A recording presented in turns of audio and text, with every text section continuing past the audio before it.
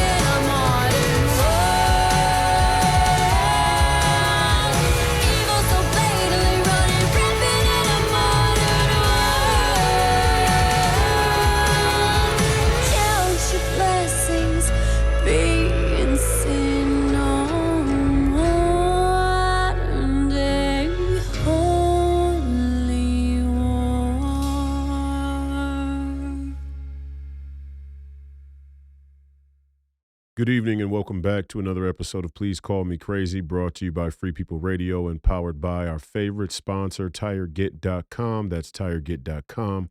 You have to buy tires from somebody, you might as well buy them from us and help fund the movement, help support the movement. We believe in the freedom of movement, and that's exactly what the establishment wants to take from you now.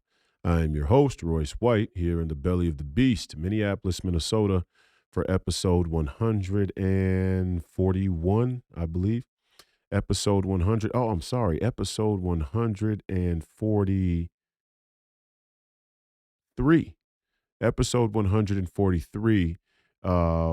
Today we have another incredible family and friends guest, none other than Nicole NoGrady, aka Lady NoGrady, who has an incredible song out now that we're going to share with you before we bring on Nicole. Very rare do we have people with incredible, brilliant, musical, creative talent, voices that create original music that um, inspires and honors our Christian heritage, our Christian roots, or our Christian identity, really our faith. I mean, all the other things are neither here nor there that honor our Christian faith. Nicole has made an incredible song of that sort. And we brought her on today to talk about the song, but also her time in Hollywood, her time living in California, her time in the music business or in the entertainment business, and what drove her to write this song, and how she feels about the holy war, as she calls it, taking place in our country, but all around the world. So without further ado, I bring to you Nicole NoGrady.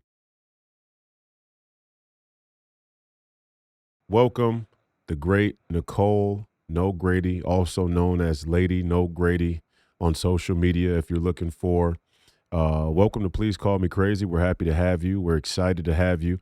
We're very excited about your new song, which Yeah. is the new anthem for all of the Christian nationalists who they so disparagingly call us domestic terrorists nowadays, which for the life of me is so absurd I can barely tolerate it. But we're happy. We're happy that you've made the song. I heard it. It's incredible. You have an incredible voice.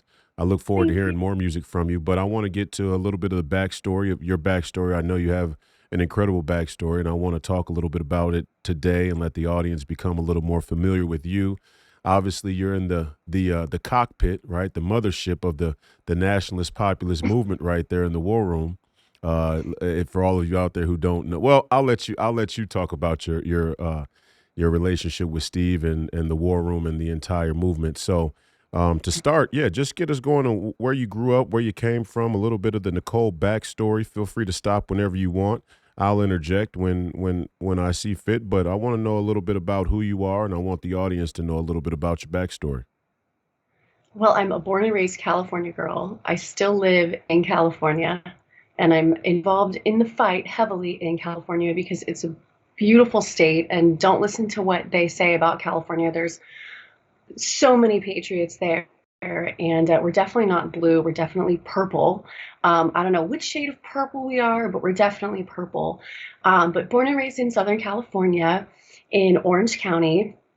uh, grew up with a single mom, and I haven't really gone farther than Los Angeles. I moved to Los Angeles when I was only 22, so I was Mm. pretty young. I moved up there because I had the stars in my eyes, and I had always done drama, theater arts, choir, all the things growing up, and so I wanted to go to Hollywood. I wanted to be a star. And I moved up there, and I went to the Musicians Institute in Hollywood, which is right on Hollywood Boulevard. So I Mhm. couldn't have been any more like right there in Hollywood than I was.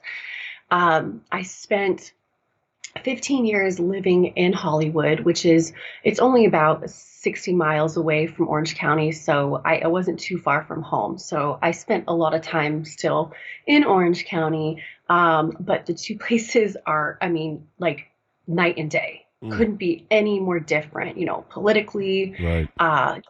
Yeah, just so different.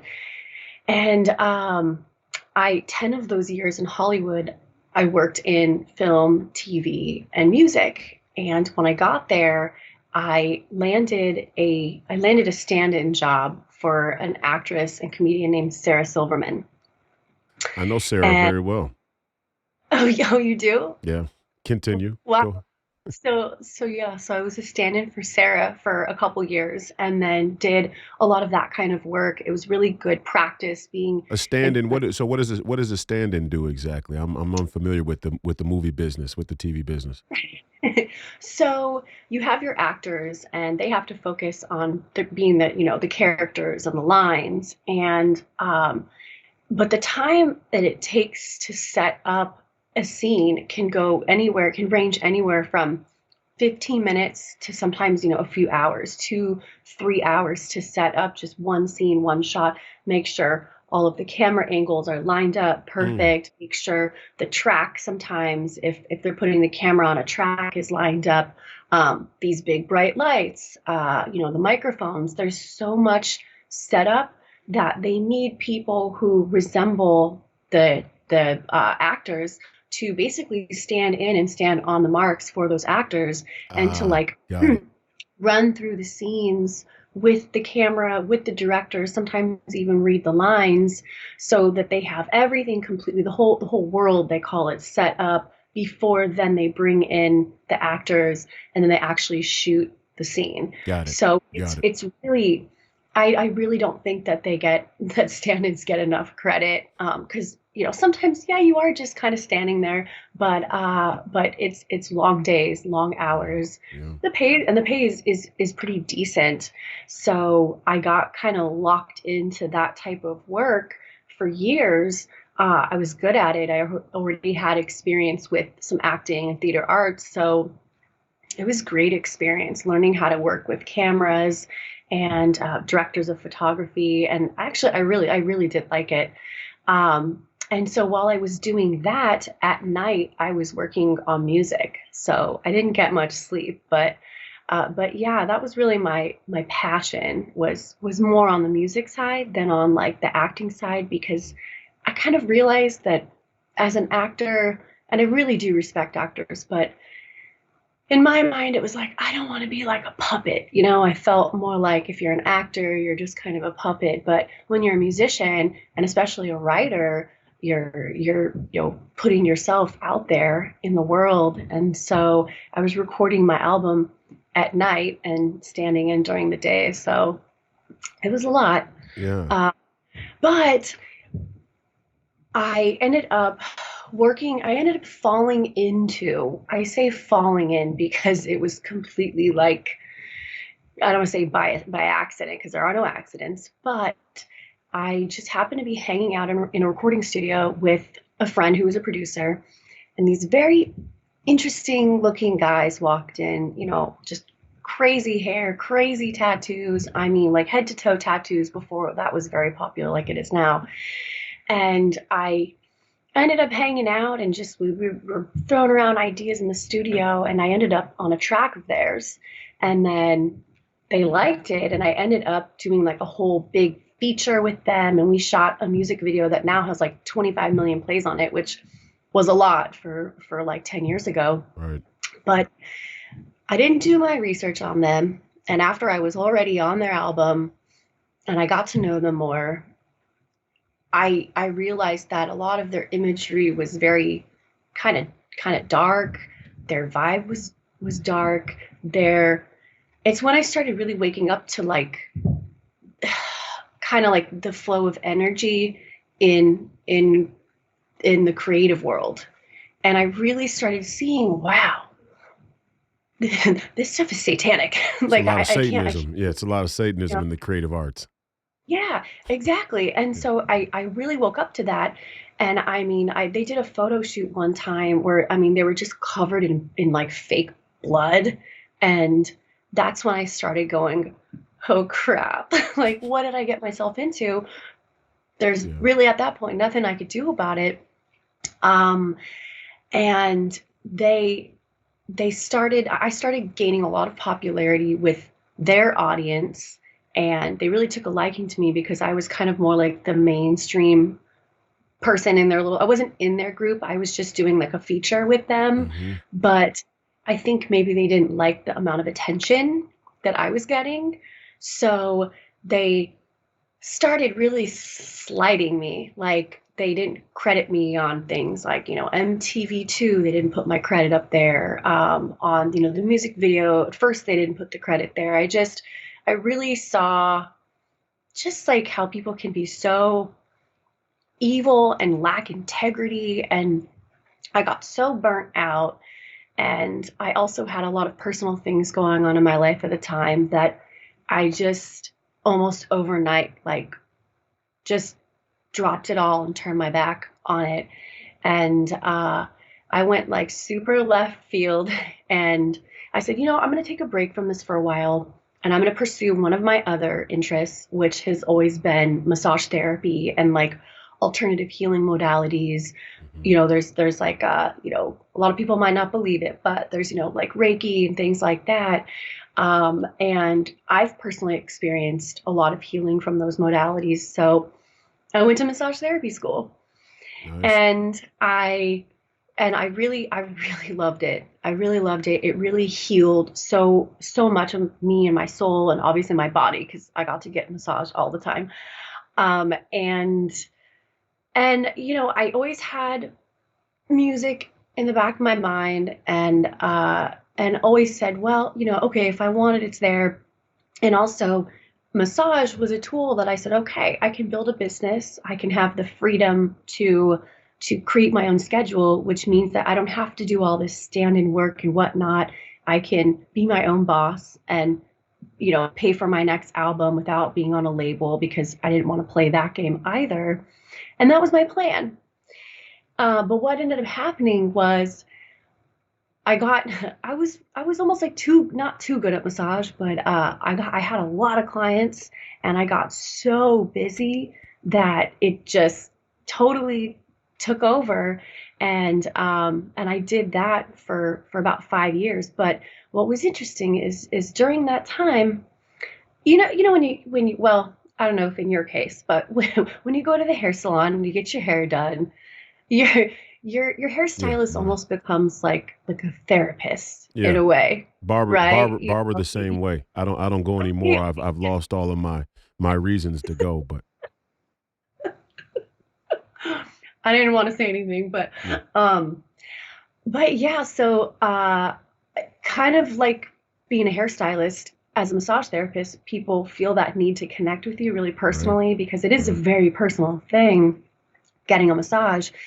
And so people really started opening up to me, and I had some big clients. Like one of them was a big producer, and one of the things he worked on was like Game of Thrones, which is a big show. And I started talking to my clients about politics, and I'll backtrack a little bit back to when I was working on the Sarah Silverman program. There was an episode on the show that had like. They were kind of, I don't want to say mocking, but they were like reenacting 9/11. Okay. Two characters were dressed up in these like cardboard boxes, and another guy comes in a little plane costume, and he knocks the one guy off this little stage at this cafe where the characters used to hang out at. And I got triggered by it.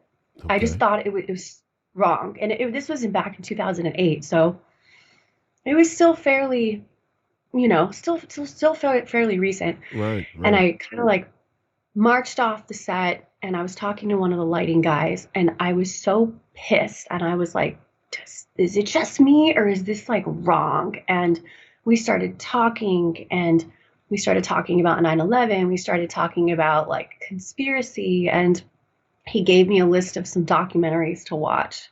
And I went home and I went on YouTube before YouTube started censoring everything. And I went down the rabbit hole.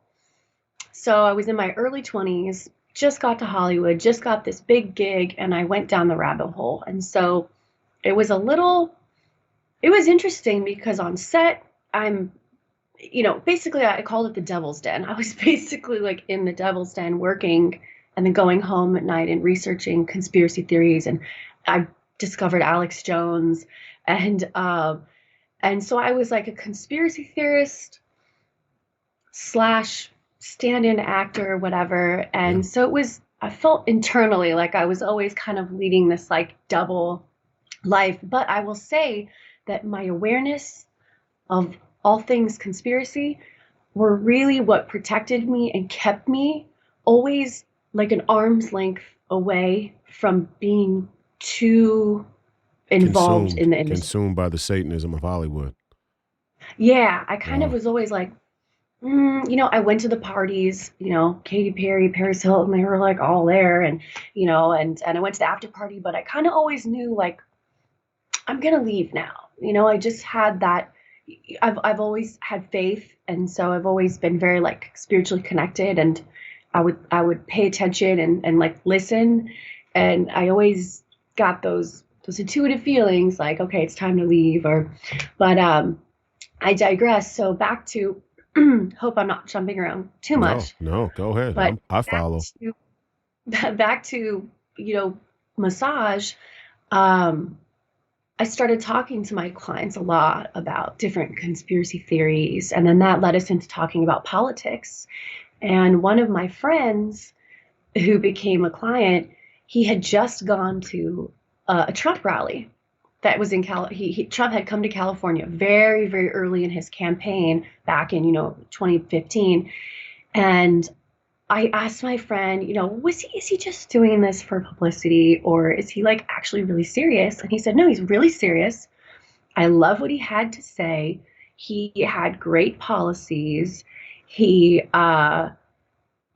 completely like committed to this. Not to mention, he had already had the inclination to run in the past, like a few times. So it got me really interested. And being a conspiracy theorist, I kind of started putting two and two together. And I had this aha moment where I was like, oh my gosh, Donald Trump is the anti deep state, anti establishment candidate that maybe like we've been waiting for. So then I dove like basically headfirst into politics while living in LA, and I didn't live in Hollywood at this point, but I started talking to my clients a lot, and you would be really surprised how many of my clients who were in the entertainment industry who felt the same way and who secretly voted for Donald J. Trump. Right, right. Many, In California, many, many. I said on my show before, because I'm familiar with California. Um, there are a lot of Republicans in California, number one, but there are a lot of Donald Trump supporters in California as well.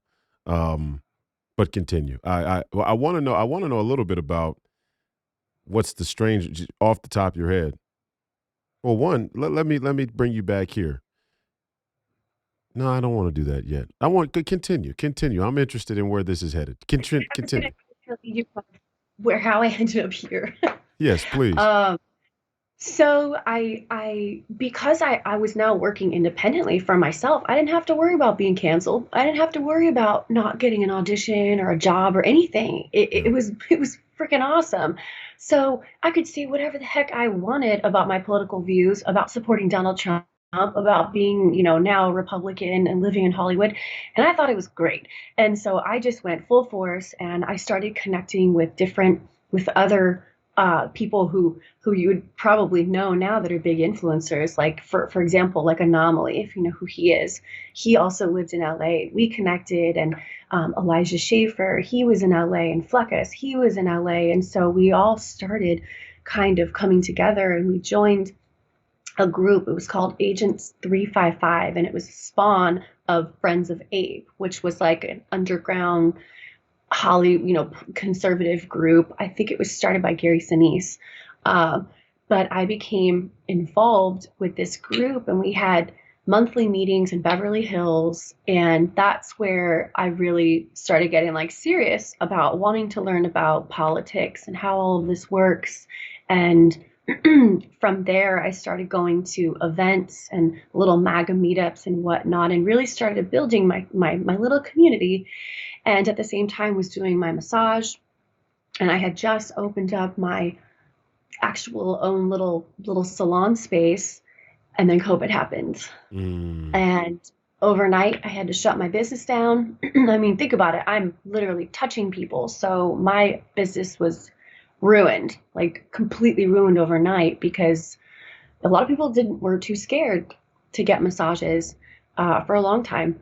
So I all of a sudden found myself moving out of my house and living back home with my mom. And and actually I do cherish and value that time. But yeah, I was basically like, okay, I'm starting over now. What do I do? And I spent during lockdown, I mean, so many of us during lockdown, a lot of people had their first awakening during lockdown. Yeah, of So course. Yep. I'm, go ahead. No, yeah, I said I agree. Yeah, Yeah. the Well, lockdown sprung a lot of people into. yeah. All they Uh, kind of did themselves a disservice because people were at home, like, like researching, yeah, watching, Out of Shadows, Fall Cabal, watching all the documentaries. So being the longtime conspiracy theorist and kind of having a leg up on, actually, I called my mom 2 weeks before lockdown. And it was through Alex that I was like, okay, something's going to go down in the next couple weeks. So I called my mom and I said, Mom, I'm not going to go into detail because I know you don't want to hear about it, all my conspiracies, but there's a big chance that I might have to come home and get out of LA for a little while. And she was like, okay. And then when lockdown was happening, she called me and was like, get your butt home now. So I spent a lot of time posting. I was posting like 100 stories a day on my Instagram, just trying to get information out to people. And my follower count was just ticking up. And then I woke up one day to user not found. They took my account, no reason, no warning, no security warning, nothing. So I was so mad because that's 10 years of not just political content, but of my life just taken from me. And I was so pissed that I was like, okay, I've always loved photography. I did photography in high school and in college, and I'd wanted to get a new camera for a long time. So I took my COVID money and I bought this laptop that I'm talking to you on, and I bought a DSLR Canon camera, and I started traveling to all of like the rallies, like the Stop the Steal rally, and it came to DC because I was like, I'm going to document this. I'm going to have the pictures, and nobody's going to be able to take them away from me because yeah, yeah, they're real photos. yeah. So so from there, I ended up creating a website, putting my photos up there, and had my website up on Getter. And I guess Steve and Maureen were looking for a photographer on the West Coast to take photos at an anti-censorship rally of all things, right? Anti-censorship rally up at Facebook HQ and Naomi Wolf was there, RFK Jr. was there, and a bunch of other big people. And I end up getting this DM in my, I end up getting a DM. One of my friends is like, hey, Maureen Bannon's trying to get a hold of you. And I'm like Steve Bannon? And he's like, yeah. I'm like, okay. So I go into my the little hidden messages box. And sure enough, I had a message from Maureen. And she's like, hey, my dad wants to know if you can take photos for us. And I was just like, wow, like, this is crazy. So I flew up, did the job. And then I ended up corresponding that day, totally on the fly. I was totally nervous, but I just said to myself, Nicole, I've played a reporter for whatever reason. I always used to get booked as a reporter in LA. So I said, you're just playing the role of a reporter today. Just keep that in your mind. So I did it and it was good. And then that's how the relationship started with myself and Steve and Maureen and War Room. And then I did some social media work for them too. And then I started to get really burnt out because politics is a lot. Yeah. And Yeah. for the last like 6 months, I just kind of dove right back into massage and have been focusing on that. But while I was doing massage about 4 years ago, I hadn't been inspired to write any music in a long time. But around the same time that it was before COVID, but it was after Trump had already been in office. And it was when Notre Dame was burning up in flames in 2019. I was sitting at home and I was just watching it burning. And I had just traveled to France with my mom the summer before, and saw the cathedral. And so I felt like it was almost an attack like on me, you know, like it felt really personal. And I was sitting there watching, just completely like in shock. And this voice said to me, "This is the trigger event to the modern day holy war." Mm. And it like hit me. And I hadn't felt that like that spark. You know, when you get that spark of something that just inspires you and you're like, oh, I gotta write that down. So I grabbed a piece of paper, wrote it down. It had no strings on my guitar for a couple years. And I went, put some on there, and just started writing this song. And it took me honestly like a year to write it. It took me a long time because it was just me and my acoustic, nobody else. And I wrote the song. And then 3 years ago, around the same time of the Stop the Steal rally, I went into a recording studio and I went and I recorded it. And mind you, I was paying for this myself. So I had a bit of a budget that I was limited to. And we got the song done. It sounded great. But as an artist, you know, like you're gonna be picky. And there were some things in it that I was like, okay, well, this kick drum doesn't hit perfect and my voice here. And so even though I was happy with it, it was good enough. It wasn't what it is now. So I sat on it.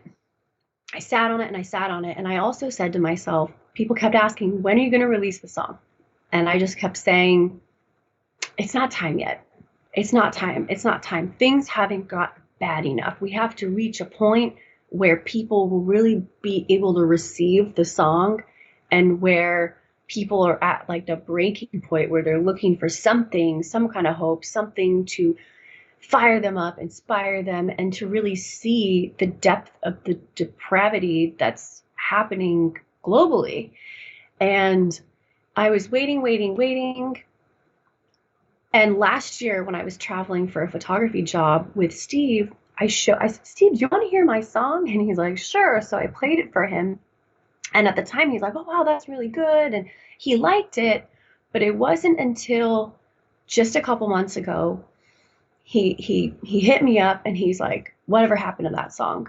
He had heard a little snippet of it on something that I had sent him because I had it on there. And he said, send me that song and send me the lyrics. So I sent them over. And right away, he's like, the war had just broken out between Israel and Palestine. And I had been thinking too, okay, I think it's probably time now. You know, there really couldn't be any more worse things that could be happening. Yeah, right.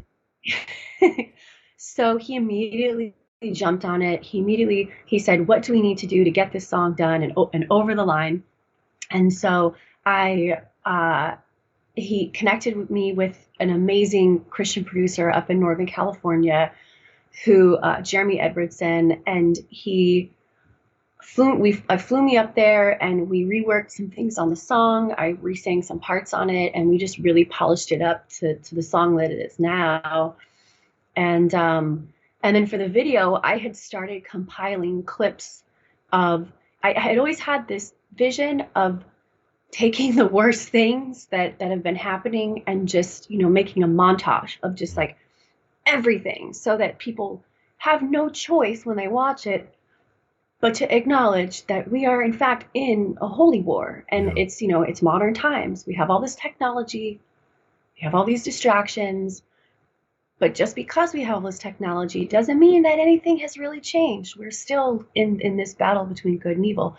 So I had all these clips, and a friend of mine and I put together like a preliminary video. And then Steve gave all of that to Max Evans, aka Ultra Maga Party, who does all of War Room's amazing videos. Yes. And Max just took the whole vision and basically turned it into like a mini movie. When I watch it, I'm just like, oh my gosh, like I get choked up watching it too. And yeah, so that's I guess that's like my journey. And now I'm sitting here. So Well, it's been a crazy journey. And wow, unbelievable, incredible story. I mean, it never ceases to amaze me how certain people are called to contribute incredible things at a moment of need, from the most, let's say, precarious of beginnings. You know, myself included. I feel similarly, having come from playing professional sports and being drafted in the NBA. You could say I chose the path of the rebel early on. So there was really no option for me to continue on down the rabbit hole. I was saying to somebody the other day, it's not a surprise for me to see so many people in the dark about politics, because when I first came on the scene and was talking about mental health, there were so many people in the dark about mental health, their own mental health, let alone mental health as a political topic. And I know you talked about massage therapy. Massage therapy is, something that I utilize as an athlete, but also from a mental health standpoint. And we Sure. just all come from very unique backgrounds. I want to ask you about Hollywood a little bit more. We played the Hmm. video here in the beginning of the show, so everybody's familiar with that, and we'll play it again to leave the show on the outro. But I want to ask you a little bit about your time in Hollywood, and what were some of the strange things that you saw, and what what is the fear? Um, well, what do you see as, let's say, the worst case scenario of where we're headed now? What is the song cautioning towards in your mind, in your imagination of where we're headed? What does that look like? Is it more, because there's a holy, I'll ask it this way. There's a holy war, but there's a couple holy wars going on at once, if that makes sense. Hmm. Obviously, Yeah. the war there between Israel and Palestine that's broken out is a fight that's been going on a very, very long time. To be honest, I mean, it's not new. It's just another chapter. Um, but there obviously is a growing tension between the Islamic world and the Christian world, the West, which, for lack of a better term, is considered the West. But Christians and Muslims, with Jews, our cousins, the Jews, kind of being caught in between, you could say. Yeah. So there's that holy war, but there's also, and I noticed in your video, speaks to another sort of holy war that's brewing that has more to do with technology itself, and Hmm. this danger and darkness growing of the Oh yeah. technocracy and surveillance state and things like that. So what is it? What was that? What is that vision you have of how dark things can get if we don't change course? Well, if I can remember, okay, your first question was what did I see like in Hollywood? Yes. What were the strange things you saw in Hollywood? Yeah. So I first started noticing when I started familiarizing myself with the actual like geography of Hollywood was buildings with interesting symbolism on them. Mm-hmm. And I started seeing buildings that I now know are Masonic buildings Mm-hmm. and even addresses. Like if you know anything about numerology, one of the Masonic buildings, the address is 1122 La Cienega. 11 and 22 in numerology are like, master numbers. I just always got an eerie feeling whenever I would drive by, and they look, and these various buildings look like they're almost deserted, like nothing goes on there. And I've also heard a lot about sort of like underground tunnel systems that are in Hollywood, and I've also heard that there are and it's been proved that there's actual tunnel systems that go between homes, like the Playboy Mansion. There was a big tunnel that goes under the Playboy Mansion from a few different homes. And I actually did go to the Playboy Mansion a couple times and just always had just I wouldn't say I necessarily saw anything. Maybe if I went back there now, I'm sure my eyes are like couldn't be any more open now. But back then, it was just like a feeling. It was just that kind of eerie feeling, almost like you're standing in a dark room and you feel like someone's looking at you, that kind of Mm-hmm. dark feeling. Um, but then there were things that were blatant. Like there was a bar called Bar Sinister, and you walk in and you literally feel like you're in hell.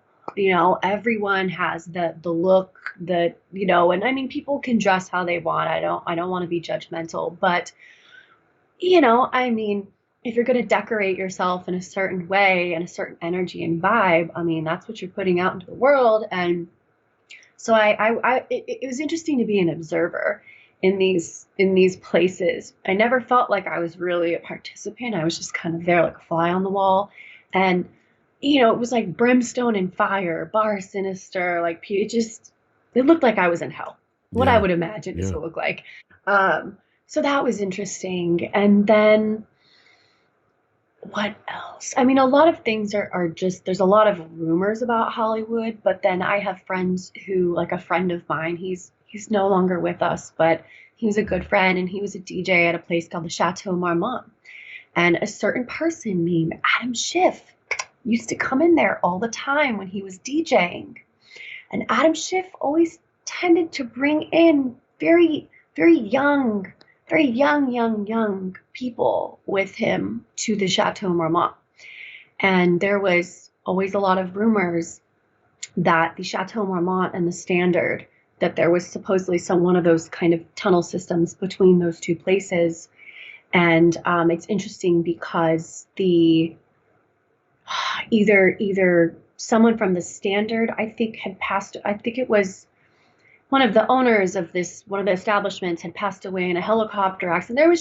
There was a lot of those types of things that you would hear, and Mm-hmm. people just randomly dying. And so Hollywood is one of those places where you don't see it on the surface, but you just know, you just feel it when you drive into Hollywood. But then on the flip side, there's also a lot of excitement because there's the lights and the creative energy, and people have that hustle energy. And so I always felt like the light in the dark. I always felt like as long as I stay true to myself, hold my values, don't do things that, I know I shouldn't do, like I'll be fine. And I always felt like God protected me, and like this cross that I'm wearing, my grandmother gave me this, and I could probably count on my hand like the number of times I've taken it off. It was Wow. really, I felt like this like protected me a lot in Hollywood. So, but yeah, just more of like a vibe than anything. It wasn't Yeah. like I walked in on orgies or anything like that. I'm sure they were happening, but I was Yeah. obviously led away from those things. Well, I mean, Um, people have a way of doing things in secret. No better place in Hollywood. I think we're at a point now in American history where we can look at the evidence that's surfacing about Jeffrey Epstein and other people like that who had dealings in circles that are uh, common in Hollywood, let's say, mhm, and realize that there is definitely something sinister, no pun intended. There's definitely something sinister happening behind the scenes with our elites, but common people as well. I can't tell you. I live here in Minnesota, and I can't tell you for the first time in my life, I'm seeing so many people online who identify with Satanism, who dress in a sort of dark satanic, way, or just outright openly sure. say, Mhm. Lucifer. Lucifer is the light bearer, and we all should, we got our Genesis story wrong, or there's just this emergence of.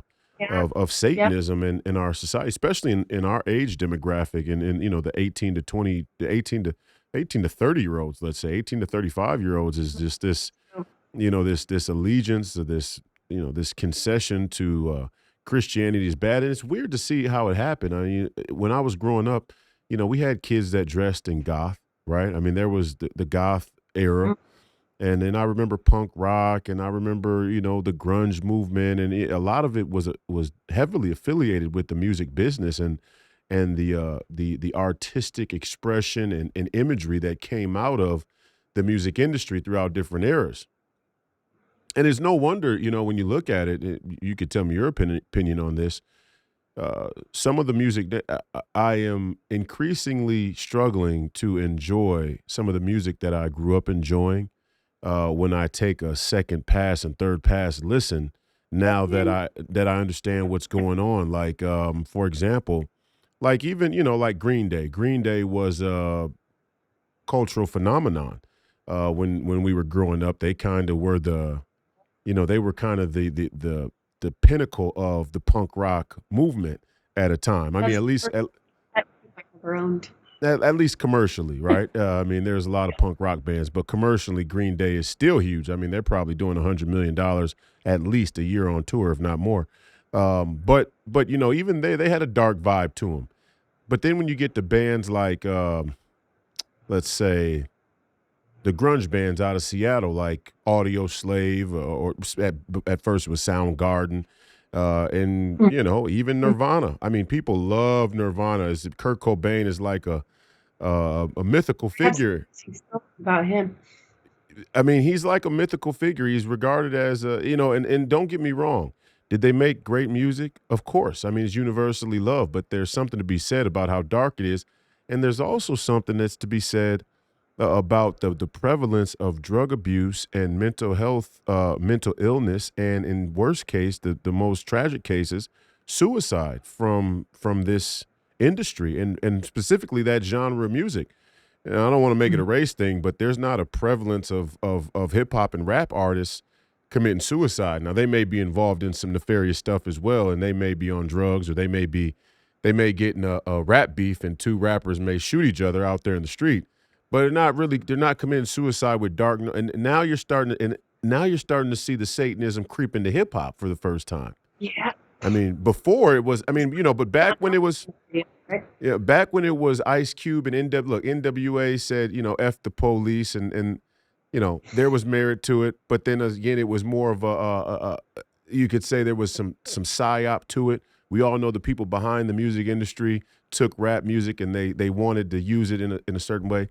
But I don't remember, like, LL Cool J and early on is like Biggie Smalls, I don't remember this prevalence of Satanism. Now you got rappers like Little Nas X and a bunch of other ones, and they're just openly dressing up like Satan and demons in their rap music. It's mind blowing. So musically, um, I want to ask you, what do you see the future for the American music industry, and like as a part of this alternative economy, as we call it, patriot economy, parallel economy? Is a huge part of it the music industry and also the creative arts, the creative the creative profession? Because, like, for example, when you go to make a website, you can't find anybody who makes websites who's not liberal. I mean, you can it's very Yeah. slim. It's very slim pickings. I mean, there are people, but it's very, very slim. And the same could be said for music. Like, when I'm thinking of, if I want to do a political ad, who could I go to that has a prominent top 40, top 100 song over the last 4 decades that would offer to, or let's say a label that was owned the rights, the publishing rights to a song that was top 40 or top 100 over the last 4 decades, that would offer their song and the rights up for a political ad like they do the Democrats? You can't find anybody. I remember when Bruce Springsteen, sent Donald Trump a cease and Oh, desist. yeah. Yeah, Right. so Okay. We have Lee Greenwood, right? so what do you see the I said at least future? we Yeah, right, right, right. So what do you see the future of the American music industry in terms of the nationalist populist movement, and do you hope to be a huge piece of that?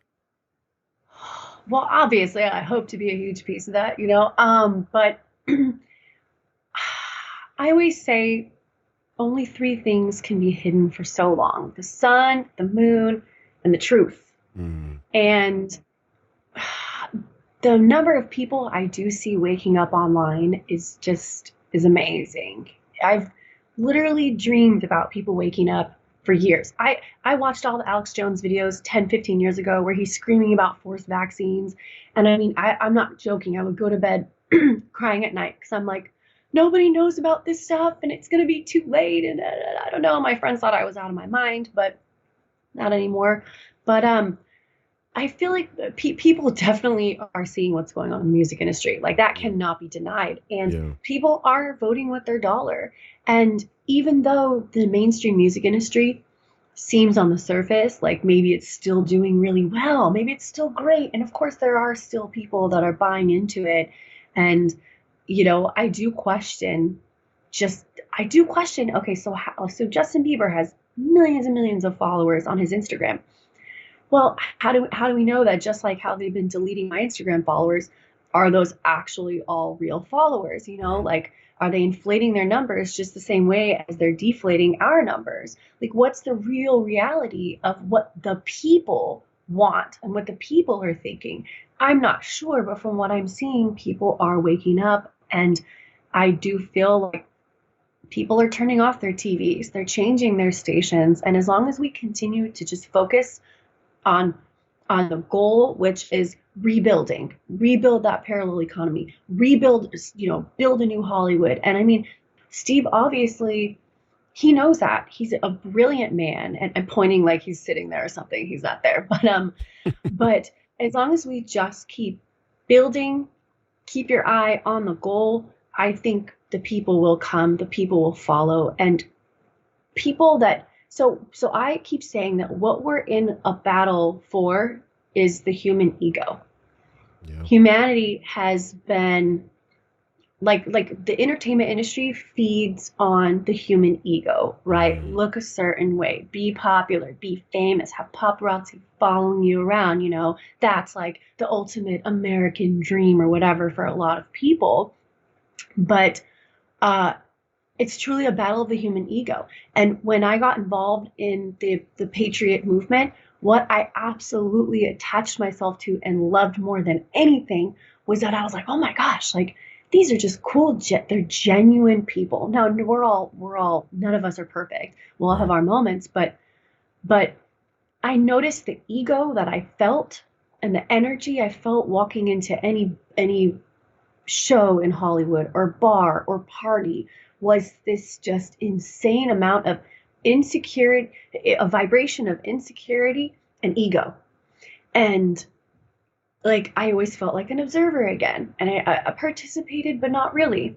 And I see that people are wanting, genuine people and genuine connection. And so I just think if we can focus on that, people will naturally, like moths to a flame, people will be attracted to it. So it's like the saying, if you build it, they will come. Right. So I see that Hollywood's going to try and pretend like they've got it all under control, and they're going to keep doing the most whack, crazy stuff, like Sam Smith wearing a freaking big ass balloon costume. I mean, it just, people are seeing through the bullshit, if I can say that. It's funny you mentioned Sam Smith when we were talking about the artist. He was one of the first that came to my mind. I remember Sam Smith hit the scene, and people ignore. He was always openly homosexual from day one, which you could see the style of music he sang as a level of blasphemy in and of itself. I'm one of those people who is, I don't care who you're having sex with. I really don't care how you identify. Don't push it on my kids. Don't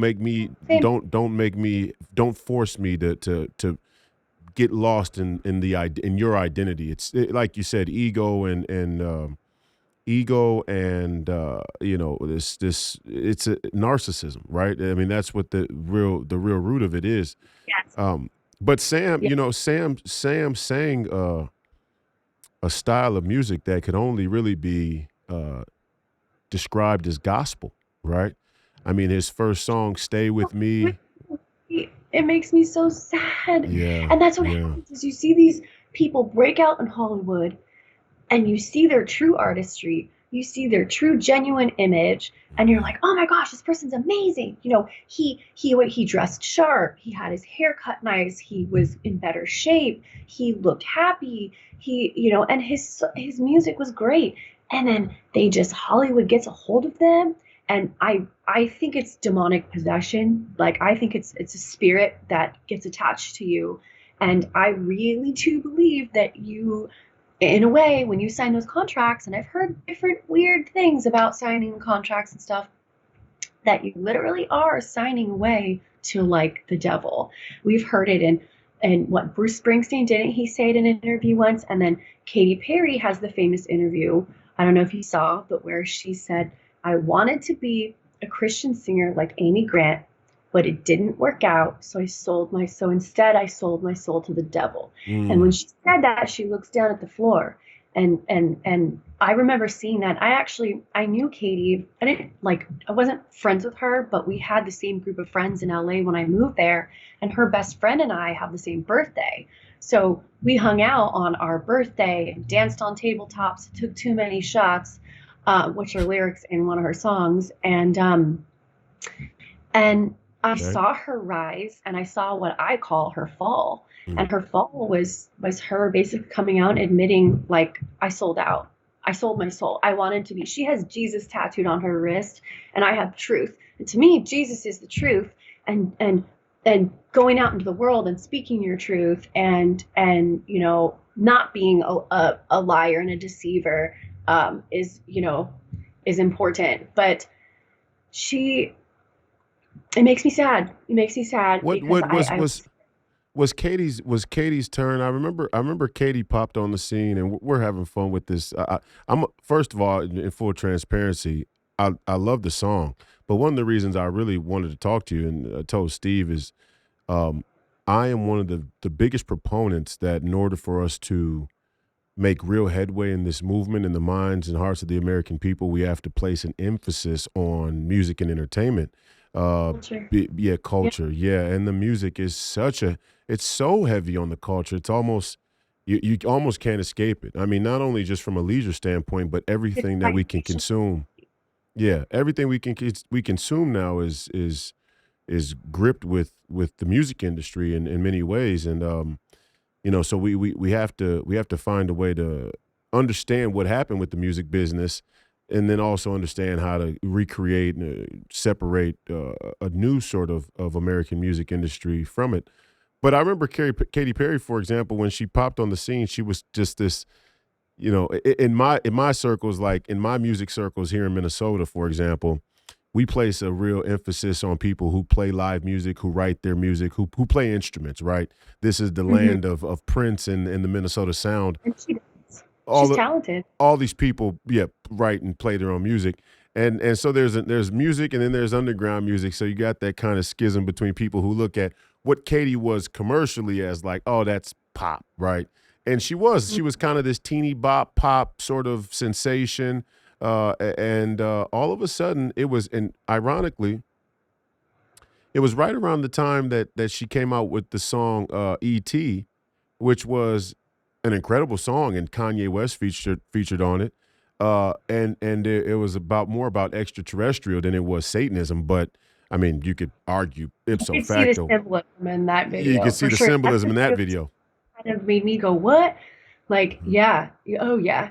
That's funny you say that, because I remember the first time I ever watched that video, I was like, it had the weird AI vibe, and I had already started learning about the transhumanist agenda around that same time, and I was like, good job, Katie, like, you're doing such a great job pushing all the agenda.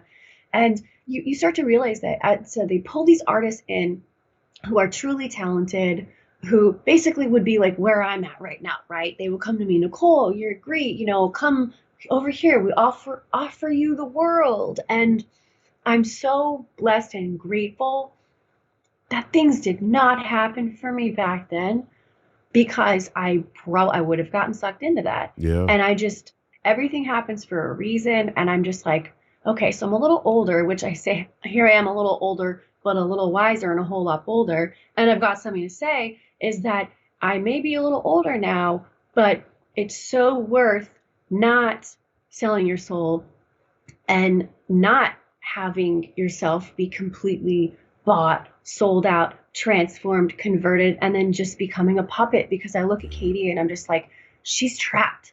Yeah. She is trapped That's what I was going to forever. ask you, and I want to ask you that. Do you think, from a music standpoint, from an artist standpoint, I look at a lot of these artists now, and I start to feel bad for them because I view it as them crying out for help through their music, right? Like even though we view it as the music overlords, right? The purveyors of the entertainment industry and big tech, which has now become one merger, which is what I kind of was alluding to with Katy Perry. You go ET, transhumanism, Satanism. It's all kind of in one Mm-hmm. one succinct kind of crew.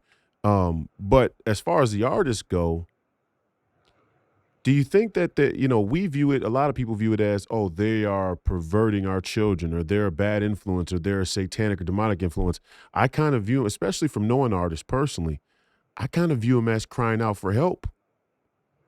What do you I mean, think? it depends on the song, I guess. Mm-hmm. But that's Hmm. interesting you say that.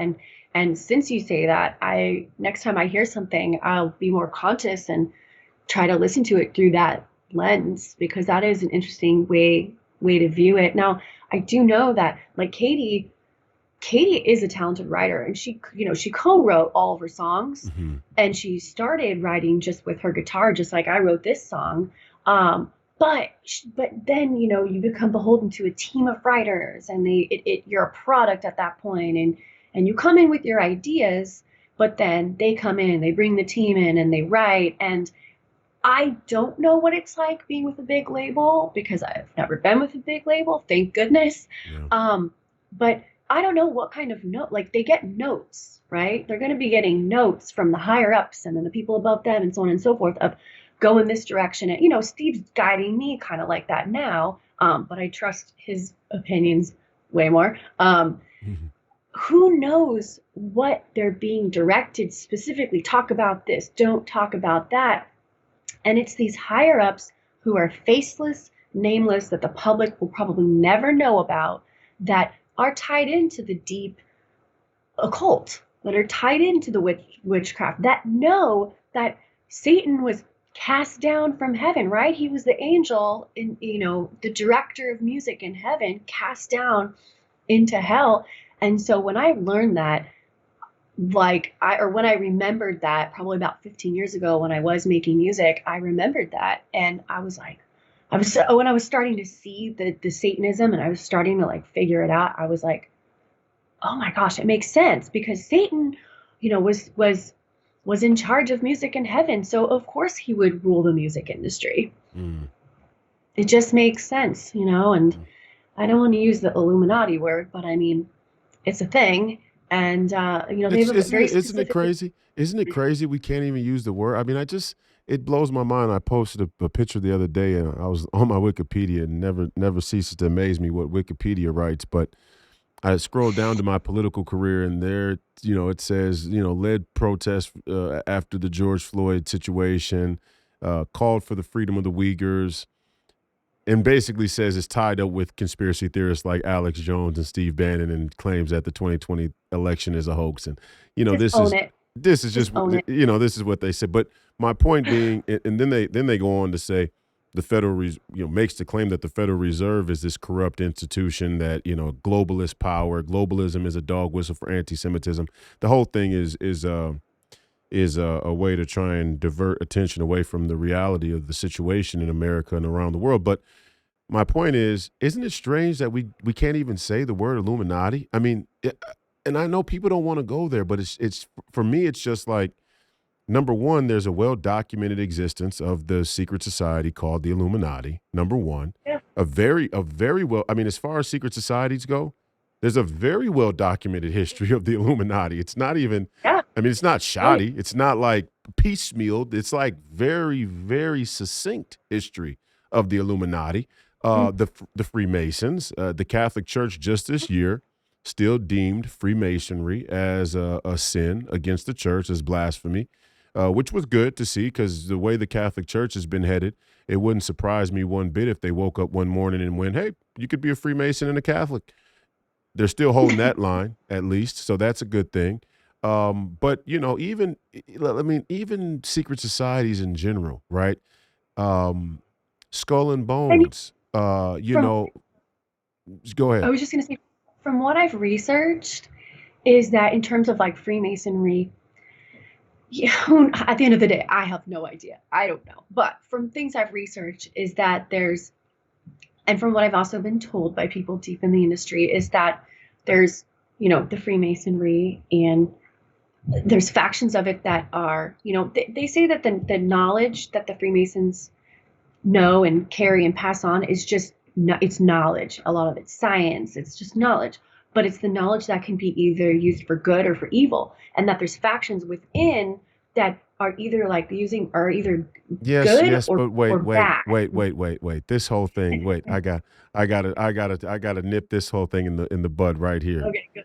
This whole thing, this is the whole scam here, right? And see, people have trouble, not you, but I'm saying people in general, widely, have trouble diagnosing the root problem of our society's decay right now in America, and it does stem all the way back to secularism as an idea and the scientific method, and the scientific method was this full embrace of on paper. I mean, these people who were early scientific revolutionaries, Descartes, and they were involved in these secret societies that could be easily described as occultists.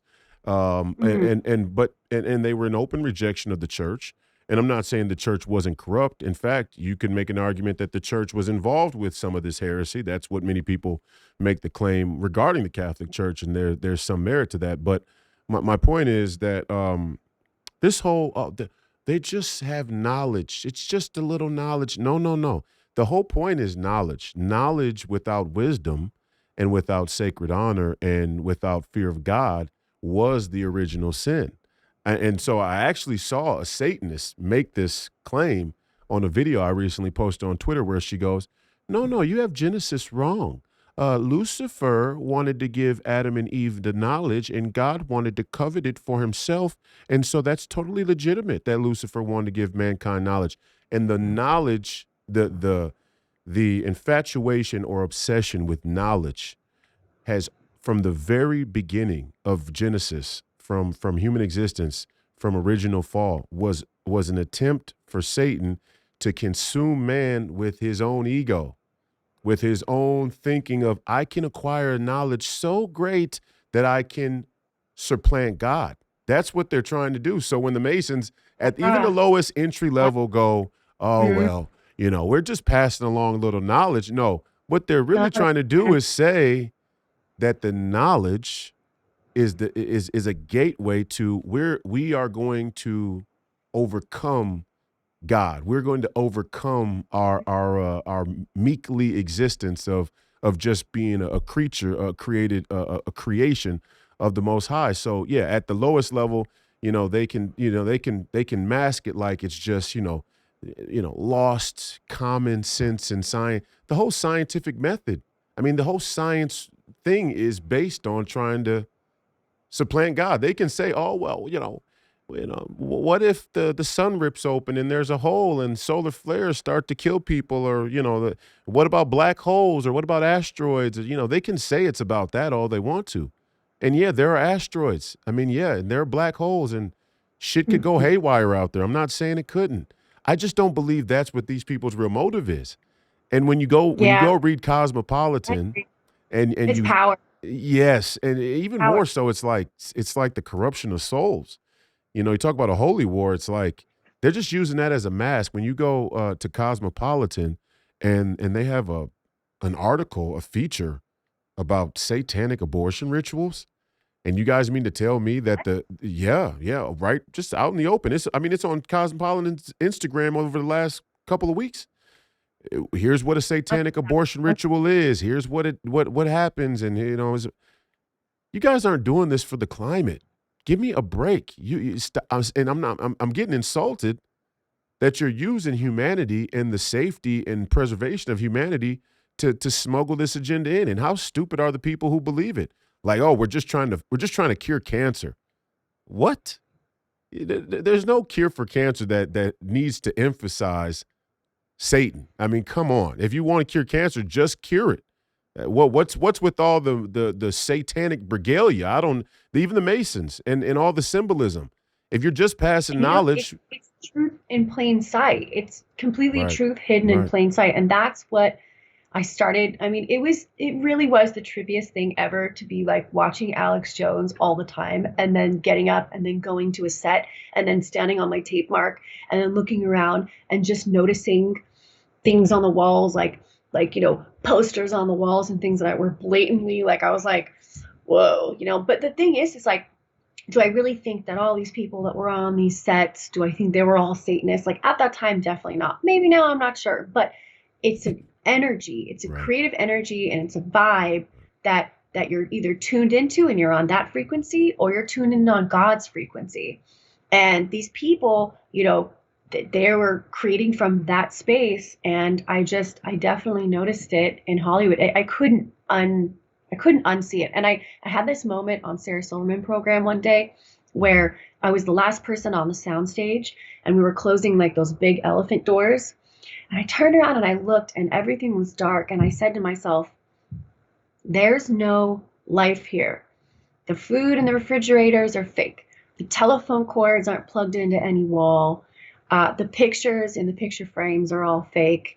They're not real. And that's when I had that moment where I was like, wow, what comes into this space is the energy that we bring into this space. And that's when I realized that really Satan has his hands in Hollywood, because most of the sets I had been on had that vibe. I worked on a lot of like CSI, a lot of murder shows and things like that, and it just was undeniable that's what's going on. Well, and I wanted to ask you about Sarah. I said I know her well. I don't know her really well. I'm not personal know her, but she follows me on Twitter. She probably will stop following me soon now that I said that. But she follows me, and she originally started following me after I called for the freedom of the Uyghurs.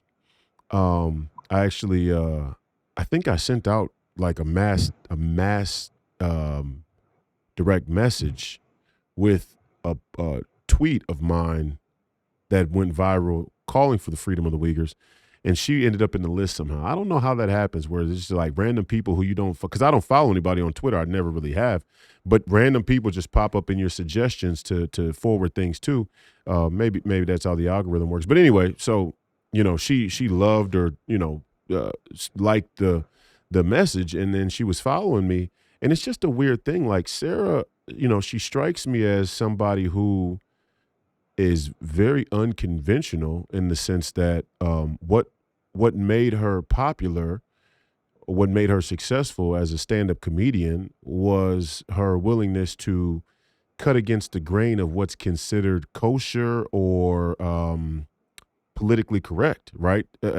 From a comedian standpoint in general, but certainly from a female comedian, right? I mean, she was kind of this vulgar, gritty, willing to just say it like it is comedian. So whether or not you believe that profanity and Christianity are incompatible or whatever, I see people like Sarah Silverman as somebody who would, under normal circumstances, be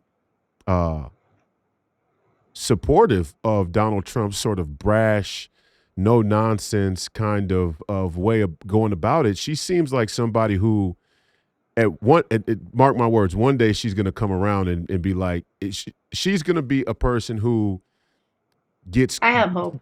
she's gonna I guarantee I can almost guarantee it. She's gonna be a because She's smart. well, she not only is she smart, she's too rebellious, naturally rebellious to allow some of the nonsense to go on and her not say something about it, right?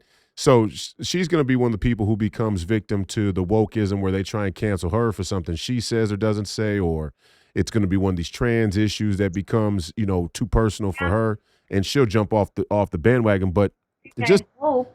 yeah, just in general though, I want to. She seems like somebody who's completely captured by the ideology or by the political, the political brainwashing of the left and the liberal platform. What was your experience like with Sarah? Was she somebody who struck you as a raging liberal even then, or is it something that just kind of took hold? I mean, I hadn't politically woken up at that time. In fact, I was working for a music publishing company, and I was a personal assistant.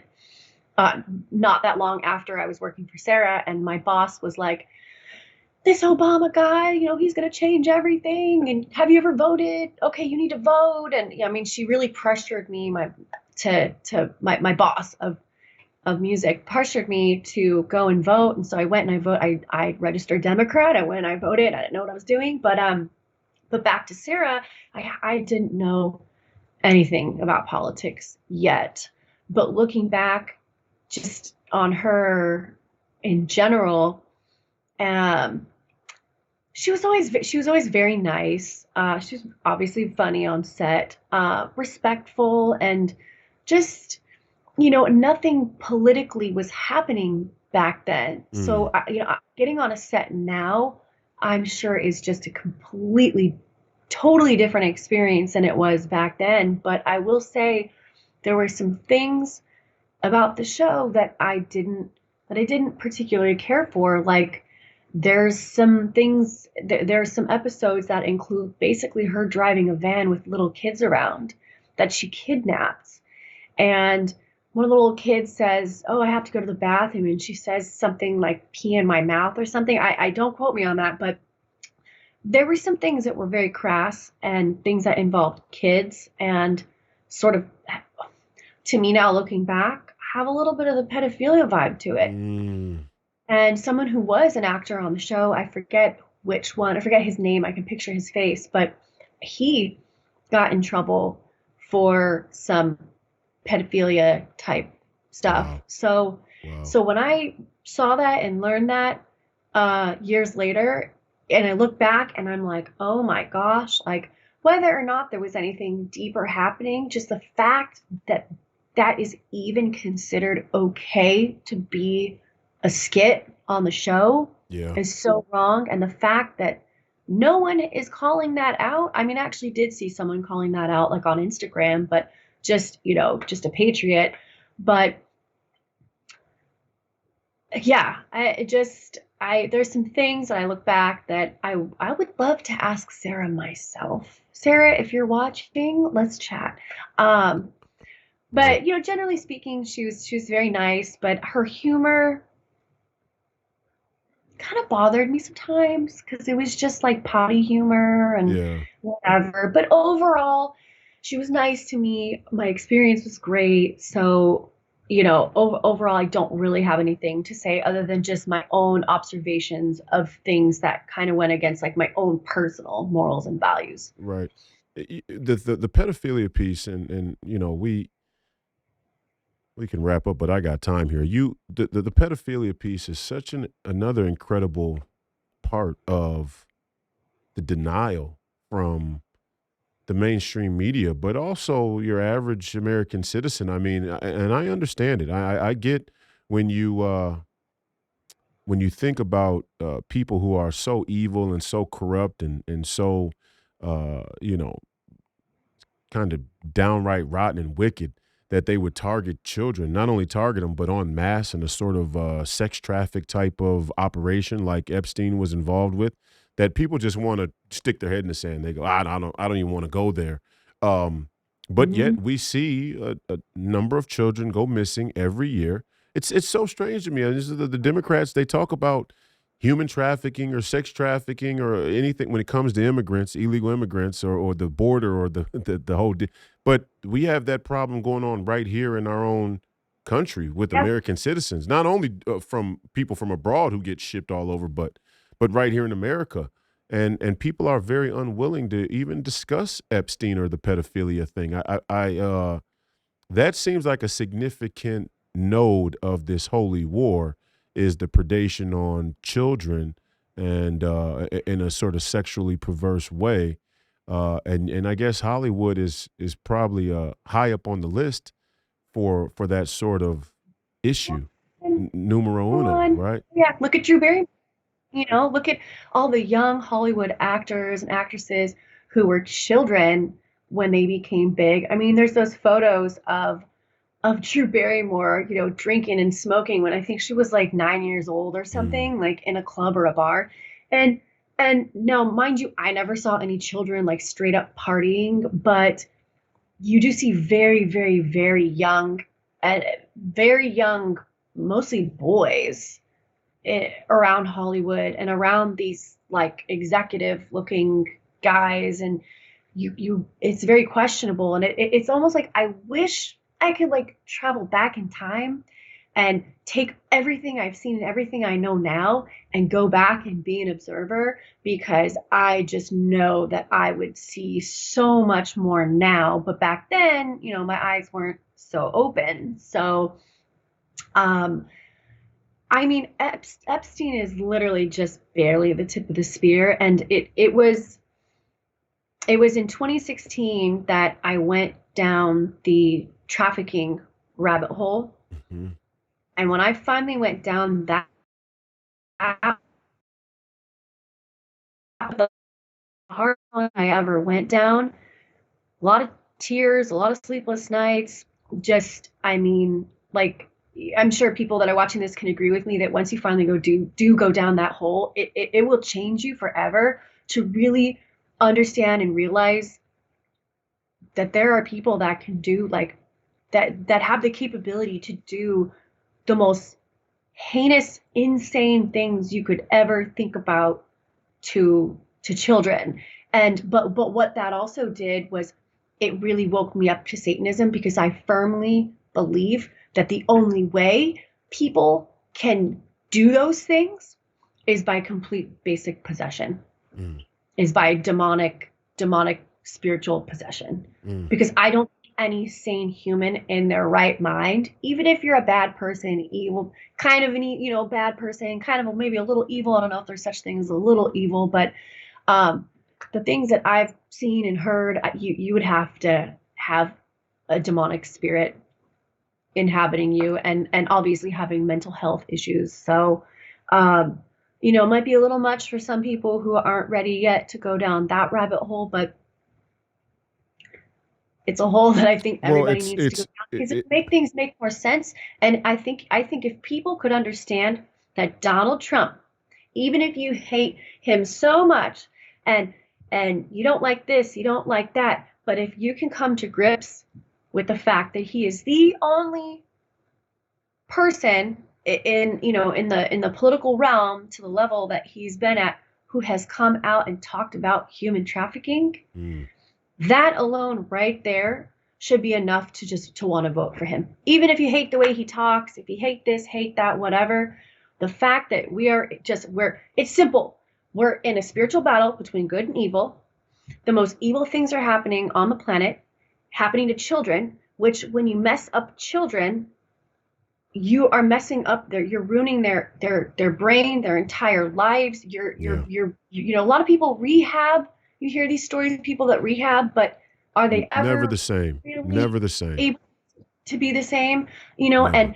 And you're taking their innocence away. And so if people can just realize that Donald Trump is that guy who's advocating for kids and that's why you should vote for him, then yeah.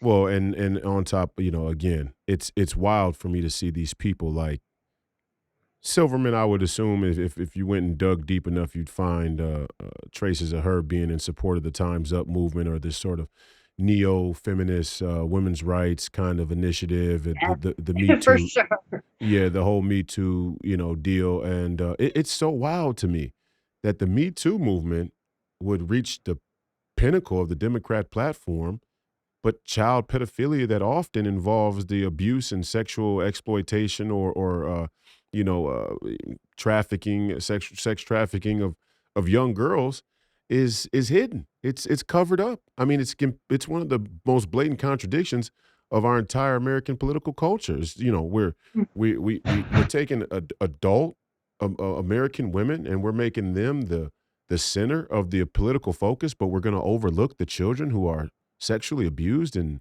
trafficked, and it's just mind blowing. So, parting shots. We're gonna have you back on soon. We're gonna play the video to leave here. Party shots. Where we can find you on social media, where we can listen to the music, where we can watch the video. Parting. Let us know, let the people know where they can find you before you go. Well, first off, my website, ladynogrady.com. You can listen to the song. You can even buy it from there. But then there's also the Apple iTunes link if that's easier for your phone to go to Apple. And then the video is also on there as well. And a little bit of about me. I need to work on the website a little bit, but you can find everything there. And then I am on Getter at Nicole NoGrady. I am on X. They took my other account, but it's at Nicole underscore NoGrady. And then also on Truth at Nicole NoGrady. So all my links are on my website as well. So that's kind of a one-stop shop. So LadyNoGrady.com.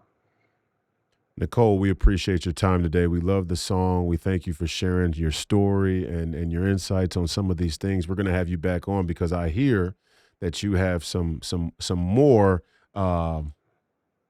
insightful opinions about some even deeper rabbit holes. And we love the rabbit holes here on Please Call Me Crazy. I don't care what anybody else says. You're sitting in the rabbit hole right now, in this Yes, dark rabbit hole, aren't you? yes, I am. My show is the Rabbit Hole Show. But, you know, again, some of these rabbit holes are now getting exposed and a lot of light are getting shined down the deep, dark hole as well. So we invite people to come on the show and at least have the freedom to think openly about the possibility that we've been lied to and what the implications really are. I don't see any harm in that. So we're gonna have you back on the show when we can. Shoot me a time when you're free. And thank you for making that incredible song. Us Christian nationalists really appreciate anybody out there willing to dedicate some time to to throw us a bone in this new crazy world where all the Christians are persecuted more so than anybody else. So we thank you very much, and we appreciate your time on the show today. Thank you for having me. I appreciate you and everything that you do. Thank you. Godspeed to you. There you have it, ladies and gentlemen. Lady NoGrady with her latest song about the holy war taking place in this country. Please go download the song when you can. If you can, go watch the song on YouTube or wherever else that you can find it. Go to ladynogrady.com and find all the places where you can listen to the song, watch the song, like it, subscribe, leave a comment. You know how the whole deal goes. Please show your support for Nicole. We had an incredible time, an incredible conversation. We talked about some things that make people uncomfortable, and that's exactly what we want to do here on Please Call Me Crazy. There's nothing more crazy or out of the realm of what people would call conventional wisdom of America's political culture and America's culture writ large than what takes place in California and in Hollywood. If you need any more evidence of that, you can look at the number of artists, the number of musical talents that have hit the scene, become very popular, and then throughout their time in the music business have made a dark turn towards uh, satanic symbolism and imagery.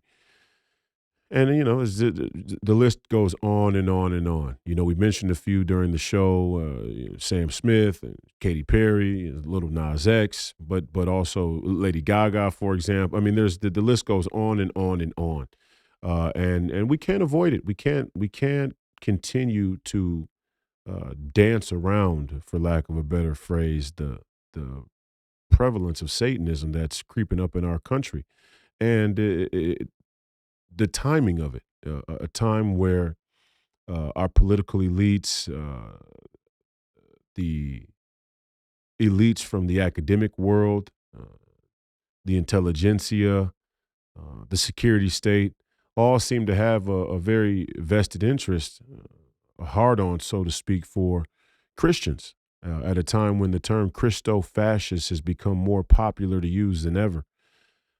As a Christian myself, I find it offensive. It's insulting. It's insulting that the rich history and tradition of Christianity and the Abrahamic faith and everything that was built and preserved and given and done um, to humanity through this oral and written tradition um, is now being attacked right out in the open, especially in a country that was founded on these ideals.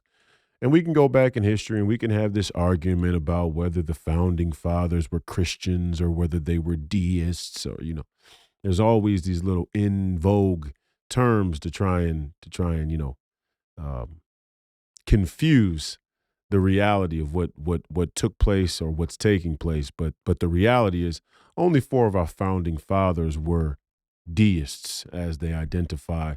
The rest of them were overwhelmingly Protestants, and there were a few Catholics and a few Jews as well. So that's a gross mistelling of the history to begin with. That all our founding fathers were deists. There were not just four founding fathers that are propped up in our history. Uh, but there were hundreds of founding fathers. There were hundreds of people who contributed to the Declaration of Independence and the Bill of Rights and the United States Constitution and so on and so forth. So the vast majority of them were, as many of the early European settlers were, Christian. And so, whether you want to acknowledge it, accept it or not, the inception of this country, good and bad, comes from people who were Christian. And I just say to all these people, it's funny to me to watch some within the black community or the white community or whatever community you want to call it, any community, start to reject and even condemn Christianity writ large as a proxy to condemn this country writ large. And I just ask people, where do they think they're going? And I ask you out there, where are you going? Where are you headed? Not only not let's leave the spiritual out. I mean, that's between you and the man upstairs. Um, but where are you going physically right now? If America burns, if America is consumed in this holy war, if America's identity is lost in this, self-loathing, self-hating edifice of woke politics, where Christianity is seen as the great evil, and we're going to start openly uh, um, honoring, enshrining, uh, uh, you know, worshiping Lucifer and some perverted twist of Genesis, where Lucifer is really the knowledge giving deity who is trying to save humanity or give humanity something under a tyrannical God. If we're going to do that, where are you headed to do it? I mean, because even if you think you're going to stay right here in America at the end of this holy war, are you even prepared? Are you even prepared to live through an apocalypse? And here's the scary part: for all of you out there who may be on the fence, who have this sort of laissez-faire apathy, who are apathetic about the prospect of such a time, this post-apocalyptic Armageddon sort of chaos and anarchy that is now so aptly symbolized in Hollywood feature films and productions like The Purge, for example. Every Tom, Dick, and Harry, every Jane, Jane, Jill, and I don't even have another fake name. What is standard name for you, but anybody, any somebody anywhere who is, I don't know, 15 to 28, maybe even 30, pushing 30, has a hard on for this fantasy about anarchy and wearing the masks and look, I'm not saying that. Look, I'm not saying that revolt is off the table or isn't a necessary thing. There are times when people are called to revolt, but when you make it theater, the way we've sort of made it theater, it doesn't pack the same punch. Doesn't mean the same thing. In fact, I'm not even going to say there's not a time for theater. I'm not going to say there's not a time for entertainment. Definitely there's a time for entertainment. Definitely there's a time for theater. But when you make it so theatrical and it has very little substance, it has no chance of being anything meaningful. And that's what we've done. We've allowed the left, we've allowed the Marxists, we've allowed the communists, maybe more so than anything else, to create this false sense of revolution. I'll give you a prime example, and I usually don't do this after family, friends, and guest episodes, but I want to kind of try to illustrate just how perverted this whole ideology and philosophical political thinking has gotten. When I led these protests after George Floyd, and I tried to emphasize to people the importance of economic sovereignty and the understanding of finance and how economics work in the country through an institution like the Federal Reserve. I led these protests, and one of the places we were is out on the 35W bridge. And a semi truck rolled onto the bridge that day, and I remember there being, just complete and utter chaos. People were afraid, as they were right to be. The truck, the semi truck, could have easily killed hundreds of people, if not more. Fortunately, nobody was hurt that day, and I got to thank God that nobody was hurt, because it was nothing short of a miracle, in my opinion. However, if the man who drove the truck onto the bridge that day wanted to kill people, he certainly could have very easily. So that makes me think, in retrospect, that either he really didn't want to harm people, or potentially he was compelled at the very last moment to to not do so, to not hurt people.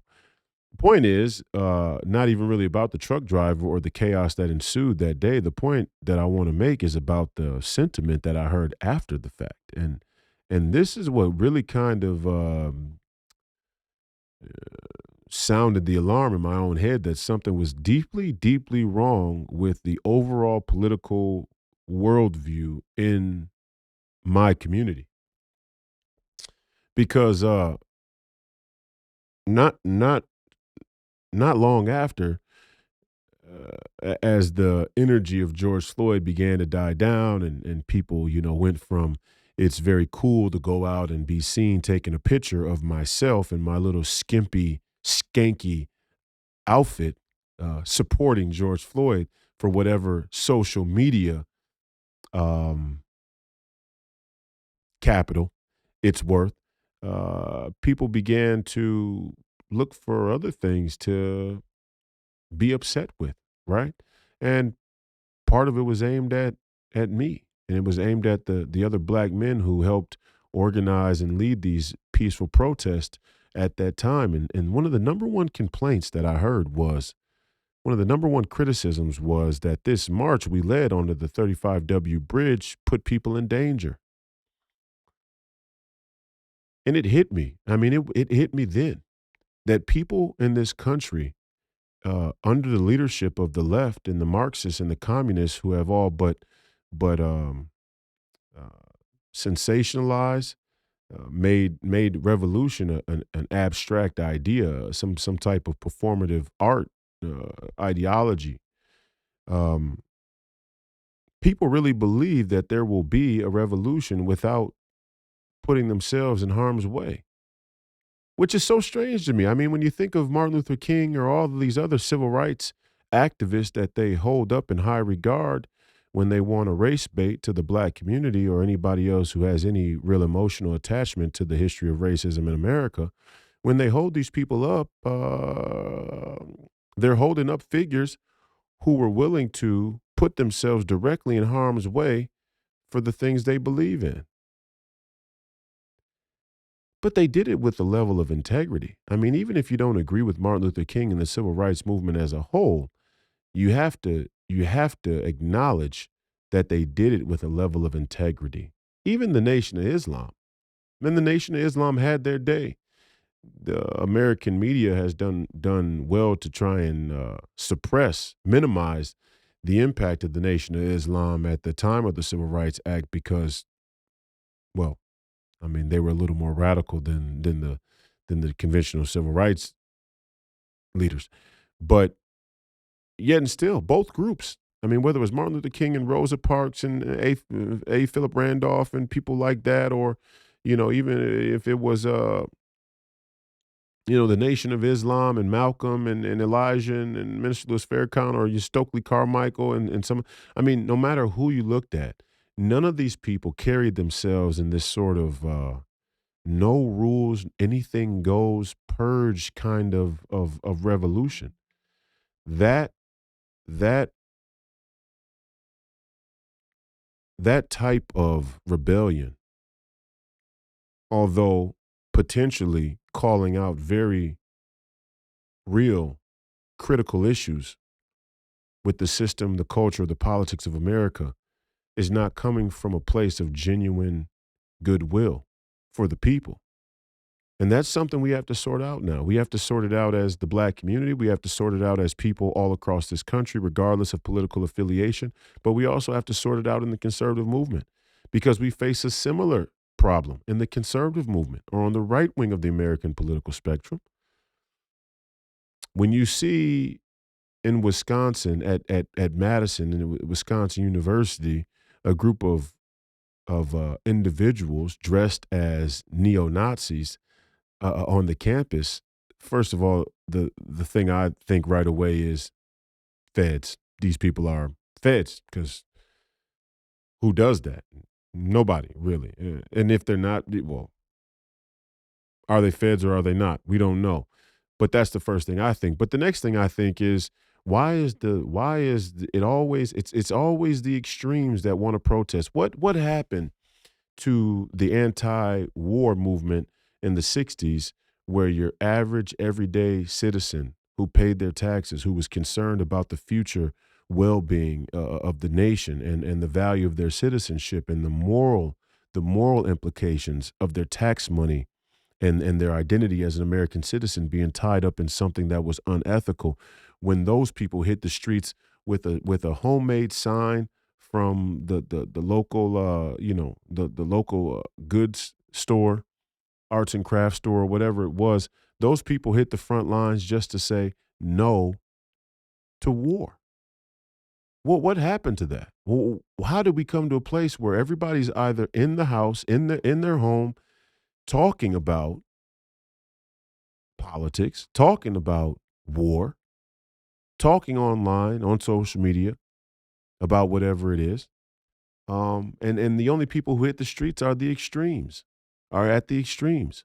And I'm seeing it. I'm seeing these car gangs pop out in the middle of the night. And hey, if you want to have a car club or a motor club, more power to you. Your motorcycle club, more power to you. Freedom of movement. Certainly we don't want to speak against the freedom of movement. And that goes for individuals as well.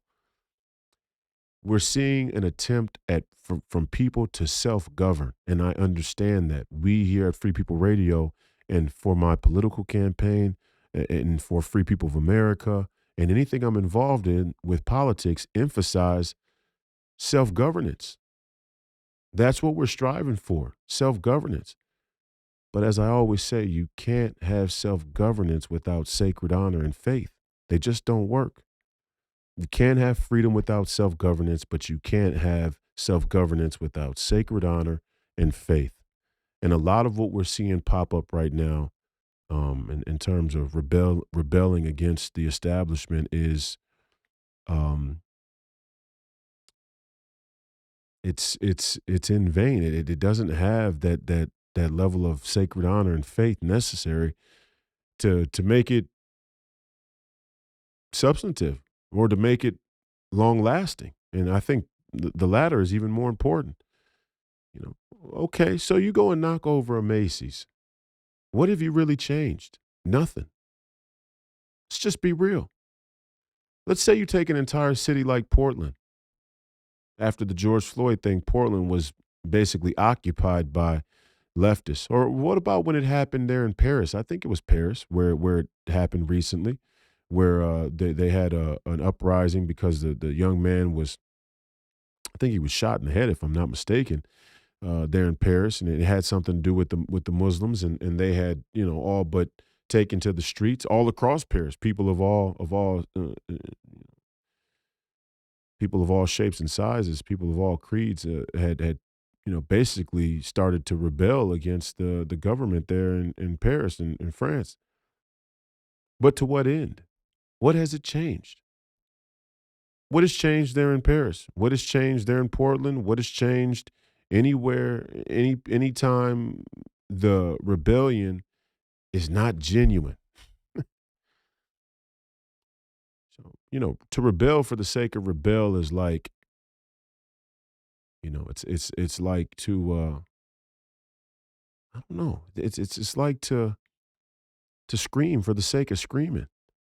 I mean, at a point it's just annoying. It's corny, it's obnoxious.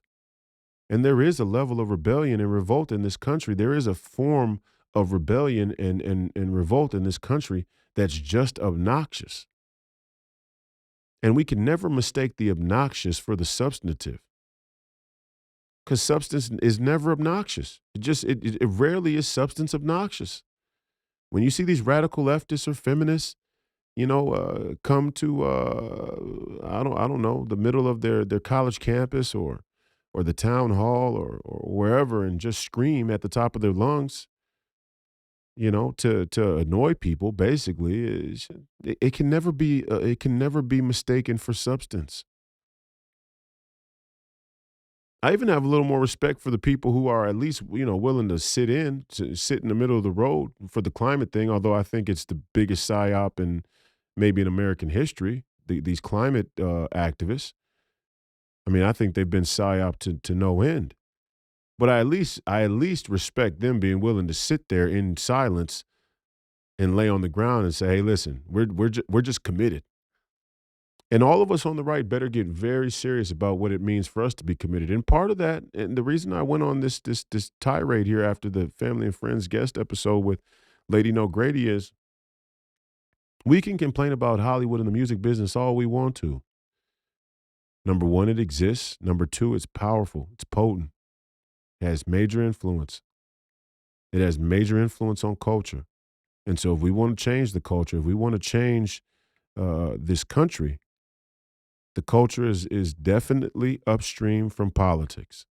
You can like that saying or not, but it is. It is. And part of the reason why we can't get a lot of Republicans out to vote is because there's nothing moving them. That's why Donald Trump is a transformative figure, because his leadership, whether you agree with the delivery or not, it was needed. The braggadocious, crass style of Donald Trump was necessary, because without it, the movement is so stale. You people are stale. I'm sorry to say it. You're stale. You're old. Respectfully. And if you can't accept that, then you're living in the same sort of denial that you criticize the left of living in. Stale, old, uptight, rigid, in all the wrong places. That's what the conservative movement has become. It took a honey badger like a Steve Bannon, who's a lot less full of himself than your average conservative commentator, to just kind of come before the American people and say it like it is, with some style, with a little bit of with a little bit of mustard to him. And people like it, that we needed that. We need more of it, not less of it. And I just think about the Republican Party and what I saw at the state central committee meeting, last weekend. And I saw Tom Emmer, and I saw Fishbach, and all these other rhino extraordinaires from the Minnesota GOP get up on the podium, get up on the stage, and say, we need to unite. We don't need to let the left. We don't need to give the left the ammunition to say that the Republicans are out of order, or there's chaos in the party, or they're fighting amongst themselves. Who the fuck cares what the Democrats report on? Who cares what their reports are? I mean, who even thinks like that? Show me a person who is overly consumed with what the Democrats think about what's going on in our party, and I'll show you somebody who's really more or less a Democrat. I don't give a fuck I don't give a fuck what the Star Tribune thinks about Republicans having a fight in the party. They want to live in an echo chamber. They want to live in a completely vertically integrated political hegemony. That's fascism. They want the political party, they want the political platform to be the highest level of authority. They want the political party to become the state, to control the state, to run the state, and they want complete and utter submission up and down the line, complete vertical integration. That is fascism. That is Nazism. That is what they had there in Nazi Germany. What we have here in the Republican Party is a much needed throwdown fight. Anybody who says we need to unite under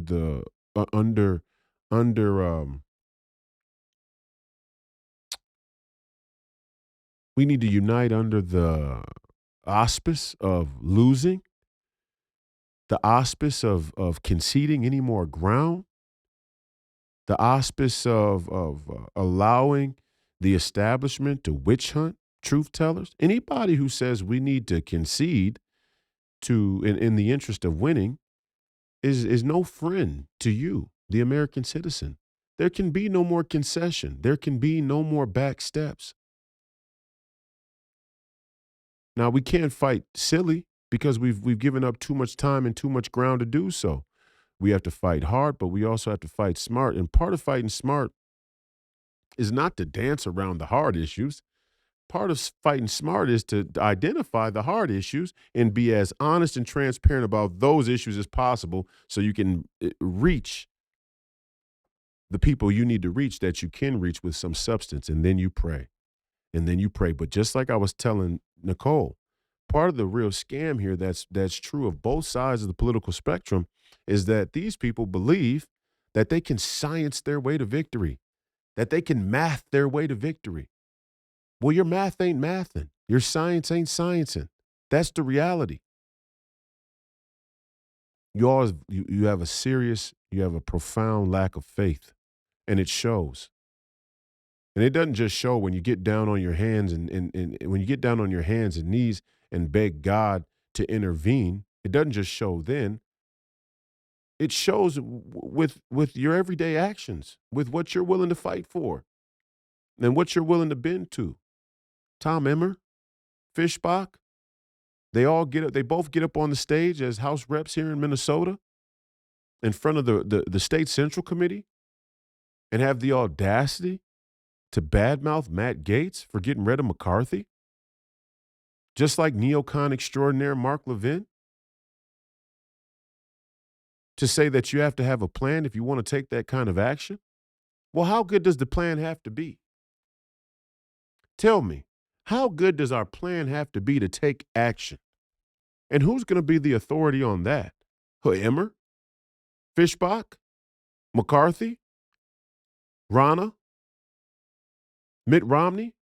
Who's going to be the authority? Who's going to be the standard bearer for how ready we need to be, how ironclad our plan needs to be before we act? Tell me. Who should we wait on? For the okay, for the green light. The same neocon rhino establishment that got us here in the first place? Are you kidding me? If we have to have a plan, if our plan has to be so ironclad, tell me what the plan is now there in Russia and in Ukraine. Somebody tell me the plan there. Before we take one more step, before we send one more dollar, somebody tell me what the plan is there in Russia.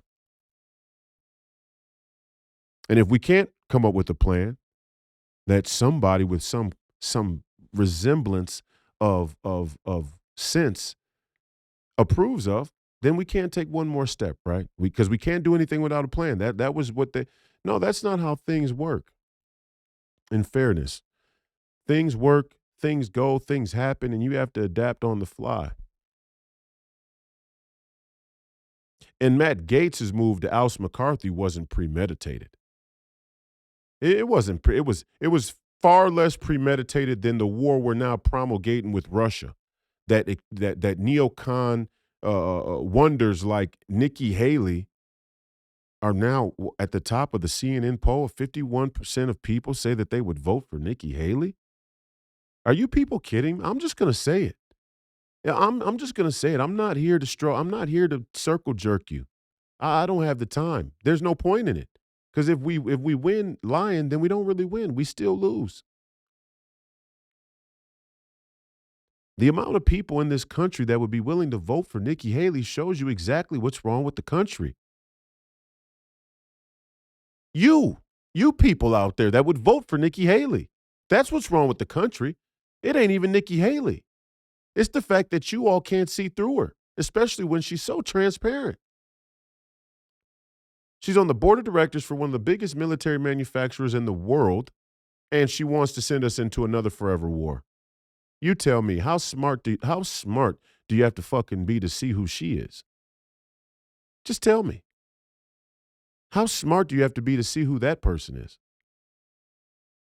And at the point where I observe people not acknowledge who she so blatantly presents herself to be, I have to start to condemn and question you, question and condemn you, rebuke and refute you. And I'm willing to do it. I'm not afraid of it. I don't give a fuck how many. Look, 99% of people in America could be in favor and support of Nikki Haley, and I would still motherfuck her the same way I'll motherfuck you.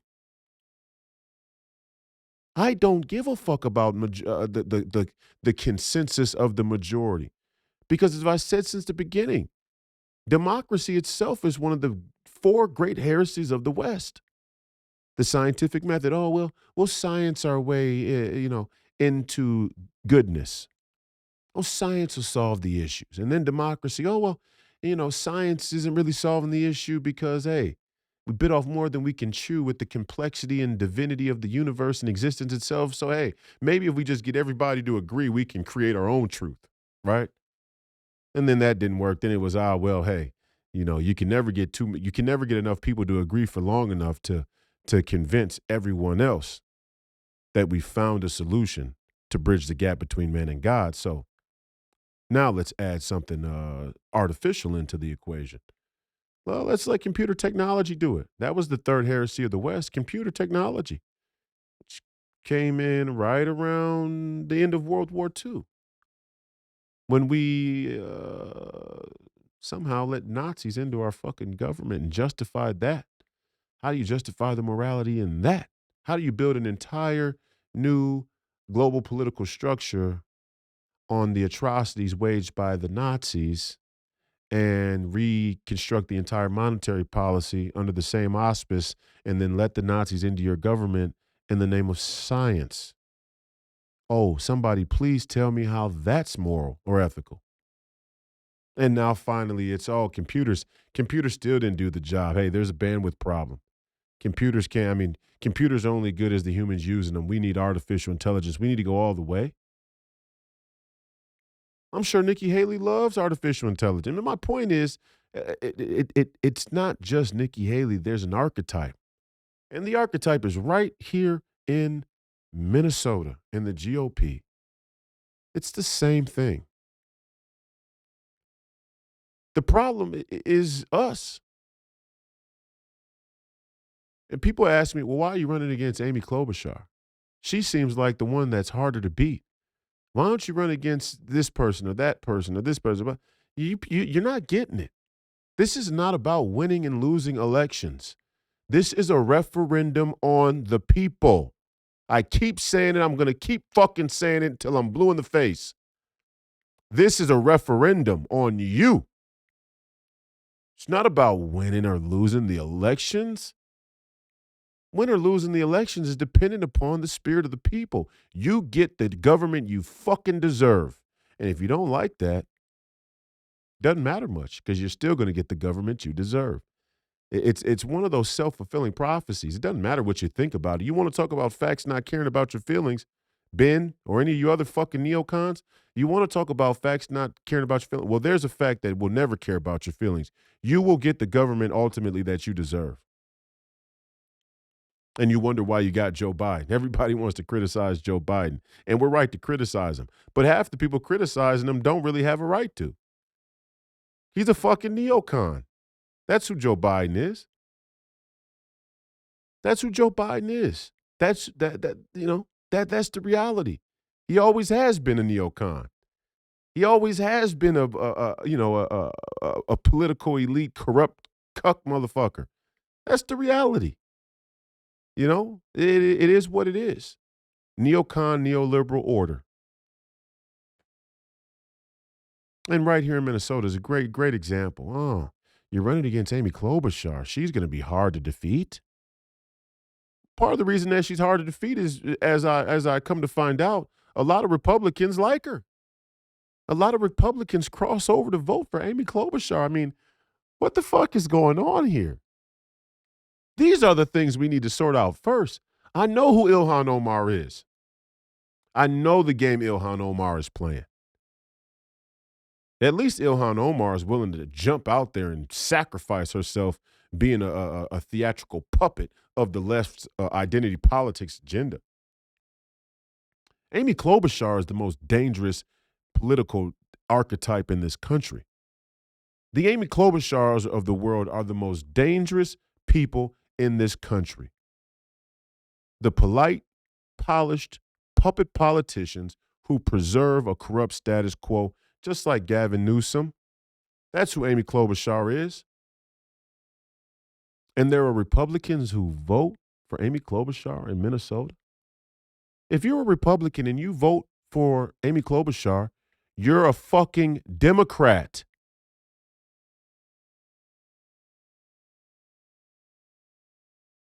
And I'm sorry to go off on a rant. I usually don't do that after an interview, but I think I'm inspired. You know, I mean, if we're going to talk about holy wars and Christianity and the attack on Christians and faith and what's going on here, we can't mince words about it. Let's get down to the reality here. This ain't about winning or losing elections. This is about a referendum on the American people. This is about separating those who understand the dire situation we're in from those who think that this is some type of fucking social, hobby, some type of passion, some type of, pastime. I'm sorry, not passion, pastime. Politics isn't a fucking pastime or a hobby. This shit is it's a country. Your citizenship. And I go to State Central Committee and State Central, committee meeting for the Republican Party, and I just see person after person clap like a fucking seal for globalist, elitist, anti-American rhetoric, sprinkled with a little bit of America First and MAGA on top, right? Tom Emmer, Fishbach, they all get right up there and say, oh, we got to unite. When we fight, the Democrats and the liberals just, use it to say that we're not, we're not on the same page. Boo-hoo, boo-hoo if the local fucking news channels, say that the Republican Party doesn't have all their ducks in a row. They're fighting. And what kind of fucking cuck-ass, suburban-ass fucking, milquetoast bullshit is that? People fight. Sometimes fighting is necessary. And clearly, right now, the fight is necessary because both of them, Fishbach and Emmer, had the audacity to talk about the 2024 presidential election and us being up in the polls against the Democrats, but wouldn't say Donald Trump's name. They wouldn't even say his name. Why? Because they're never Trumpers. Why? Because they're never MAGA. They're not America First. They can talk to you about abortion. Look, they talked about abortion. Easy. Everybody can talk about abortion. And I, as a Catholic, as a Christian, I agree with the position on abortion. But don't think for 1 minute that they're going to actually do anything to protect or preserve conservative Christian values. It ain't going to happen. It will not happen. It hasn't happened. We don't need to talk about what will or won't happen. It has not happened. Under people like this, the country has been turned over to Satanists. That's the reality. That's the fundamental reality. And if this is a meritocracy, the Republican Party, the GOP, the conservative movement for that matter, needs to have their feet held to the fire and be held accountable for their failures. You people are losers. And the reason why you're losers is because the constituents that have made you feel like you're special, like the ones who clap like fucking seals anytime you come up in the room and shout some bullshit, buzz phrase. We have to protect our children in the schools. Not one of them is going to go out of their way to bring legal action against any number of companies or school districts for discriminating, let's say, against employees or their Christian students. Where are the lawsuits? Where are the lawsuits? Why have there not been lawsuits filed against the school systems, against the departments of education, against the Department of Education of the United States of America for allowing this LGBTQ movement to be pushed into the schools when it is completely antithetical to Christian values? Where are the lawsuits? This is not Christian. And even more so, it offends some Christians. It's insensitive to some Christians, to some Jews, to some Muslims, to have this this ideology, this political movement pushed on students whose faith tradition doesn't compute with it. So the entire school system, the entire community is gonna be geared to protect the sensibilities and emotions of the minority or marginalized LGBTQ community. But the Christians are what? Are an afterthought? Where's Emmer? Where is Emmer speaking out against what's happened to the Minnesota school system and all the LGBTQ proselytizing that's going on for our grade schoolers? Why isn't Emmer showing up to the school board meetings? Why isn't Emmer himself protesting? Why isn't he using his position, his comfortable, plush, luxury fucking position to protest? What is it, beneath our congressmen and women? Is it beneath our senators to protest? It's only so often you get to speak in the well of the Congress, and we all know you jerk-offs don't do much of that when you're there in D.C.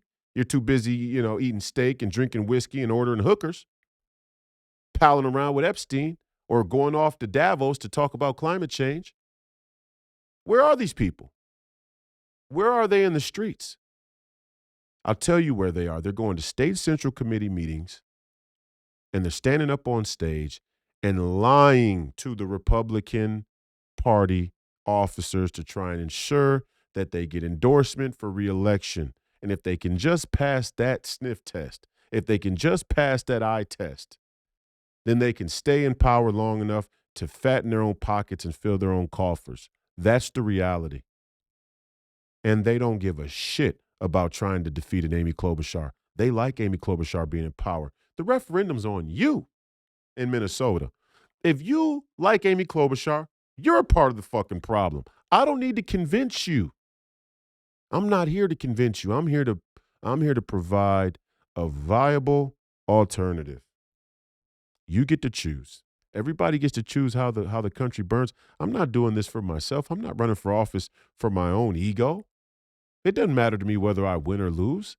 American politics isn't supposed to be a great wound or harm on the individual who runs. It's not a sporting event. If I trained all year around, blood, sweat, and tears, and I go to line up on the track, for a 40-yard dash, and I come in second by a couple tenths of a second, yeah, I'm sad. I break down. I'm disappointed in my performance. I think I could have done better. Maybe I didn't train hard enough. Maybe there's another level for me to get to that I need to go back and train more. Maybe I retire. Maybe I don't think there's anything better I could have done, and I just wasn't good enough at that particular time, on that particular day, against that particular field of people. That's nothing like American fucking politics. This isn't a wound on me that I lost a primary to a fucking establishment shill like Cicely Davis, who was backed, by the way, by the same fucking person who's backing Nikki Haley. That's not a wound on me. I don't feel less than. I see it all the time in the comments on social media from the liberal left who doesn't want black men to run for office. They say, you're going to get smoked by Ilhan Omar.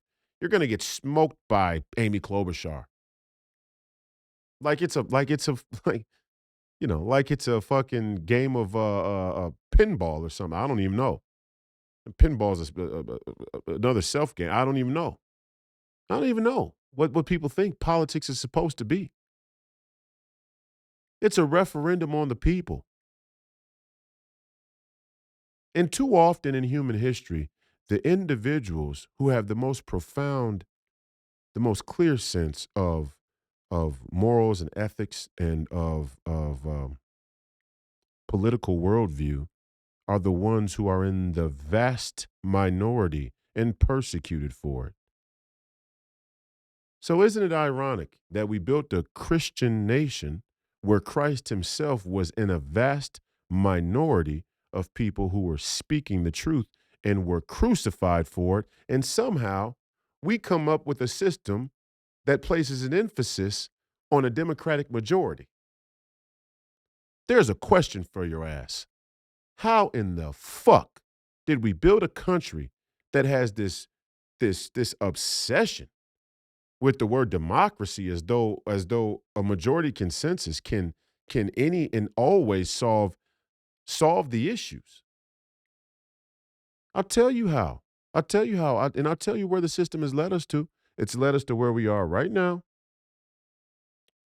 where the levers of power, not the levers of power in D.C., although it's those levers too, but the levers of power in the institutions that influence the vast majority, 50 plus 1, the vast majority are all in control of our enemies. They're being controlled by our enemies. And that's why what Nicole is doing is important, to bring it back to the interview today. Because one of the most prominent ways that the enemy has infiltrated and influenced the vast majority is through superficial shit like music and music fucking videos. And you can look at it all you want to and say, oh, that's silly, or you can, whatever you want to do. You can say what you want. The proof is in the pudding. The results are the results.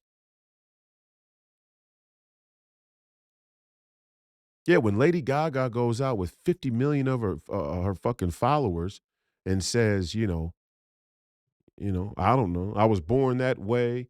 Being LGBTQ has nothing to do with mental health or mental illness, and we're going to worship Satan at the next concert or on the next tour.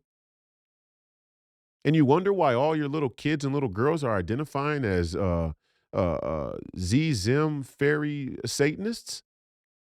The proof is in the fucking pudding. And you all convinced yourselves that going to the local state central committee and lining up at the podium to jerk Emmer is saving the country. Give me a fucking break.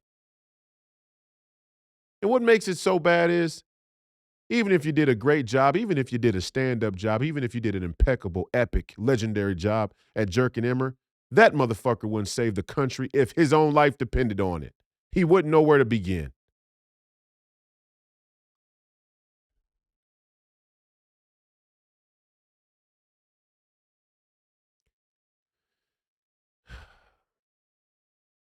We appreciate Nicole coming on today, and I hope you enjoyed the interview.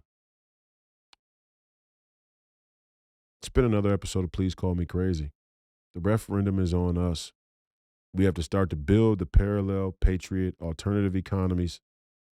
We have to recreate our own institutions. We have to recreate our own industries, the industries that matter the most, not only our essential goods and our supply chains and have energy independence, but also culturally, our cultural institutions. We have to build conservative schools. We have to build conservative charter schools. We have to build, new conservative universities, conservative after-school programs. What about sports? Sports has been doused, inundated with liberalism, so much so that every professional sport bends to woke politics. But I'm not just talking about the professional sports and build new institutions in that realm, but even at the youth level, facilities. Pretty soon there'll be no facilities where Christians are welcome, Christian student athletes. Every Christian school wants to charge money. And that's where the thing went off the rails too.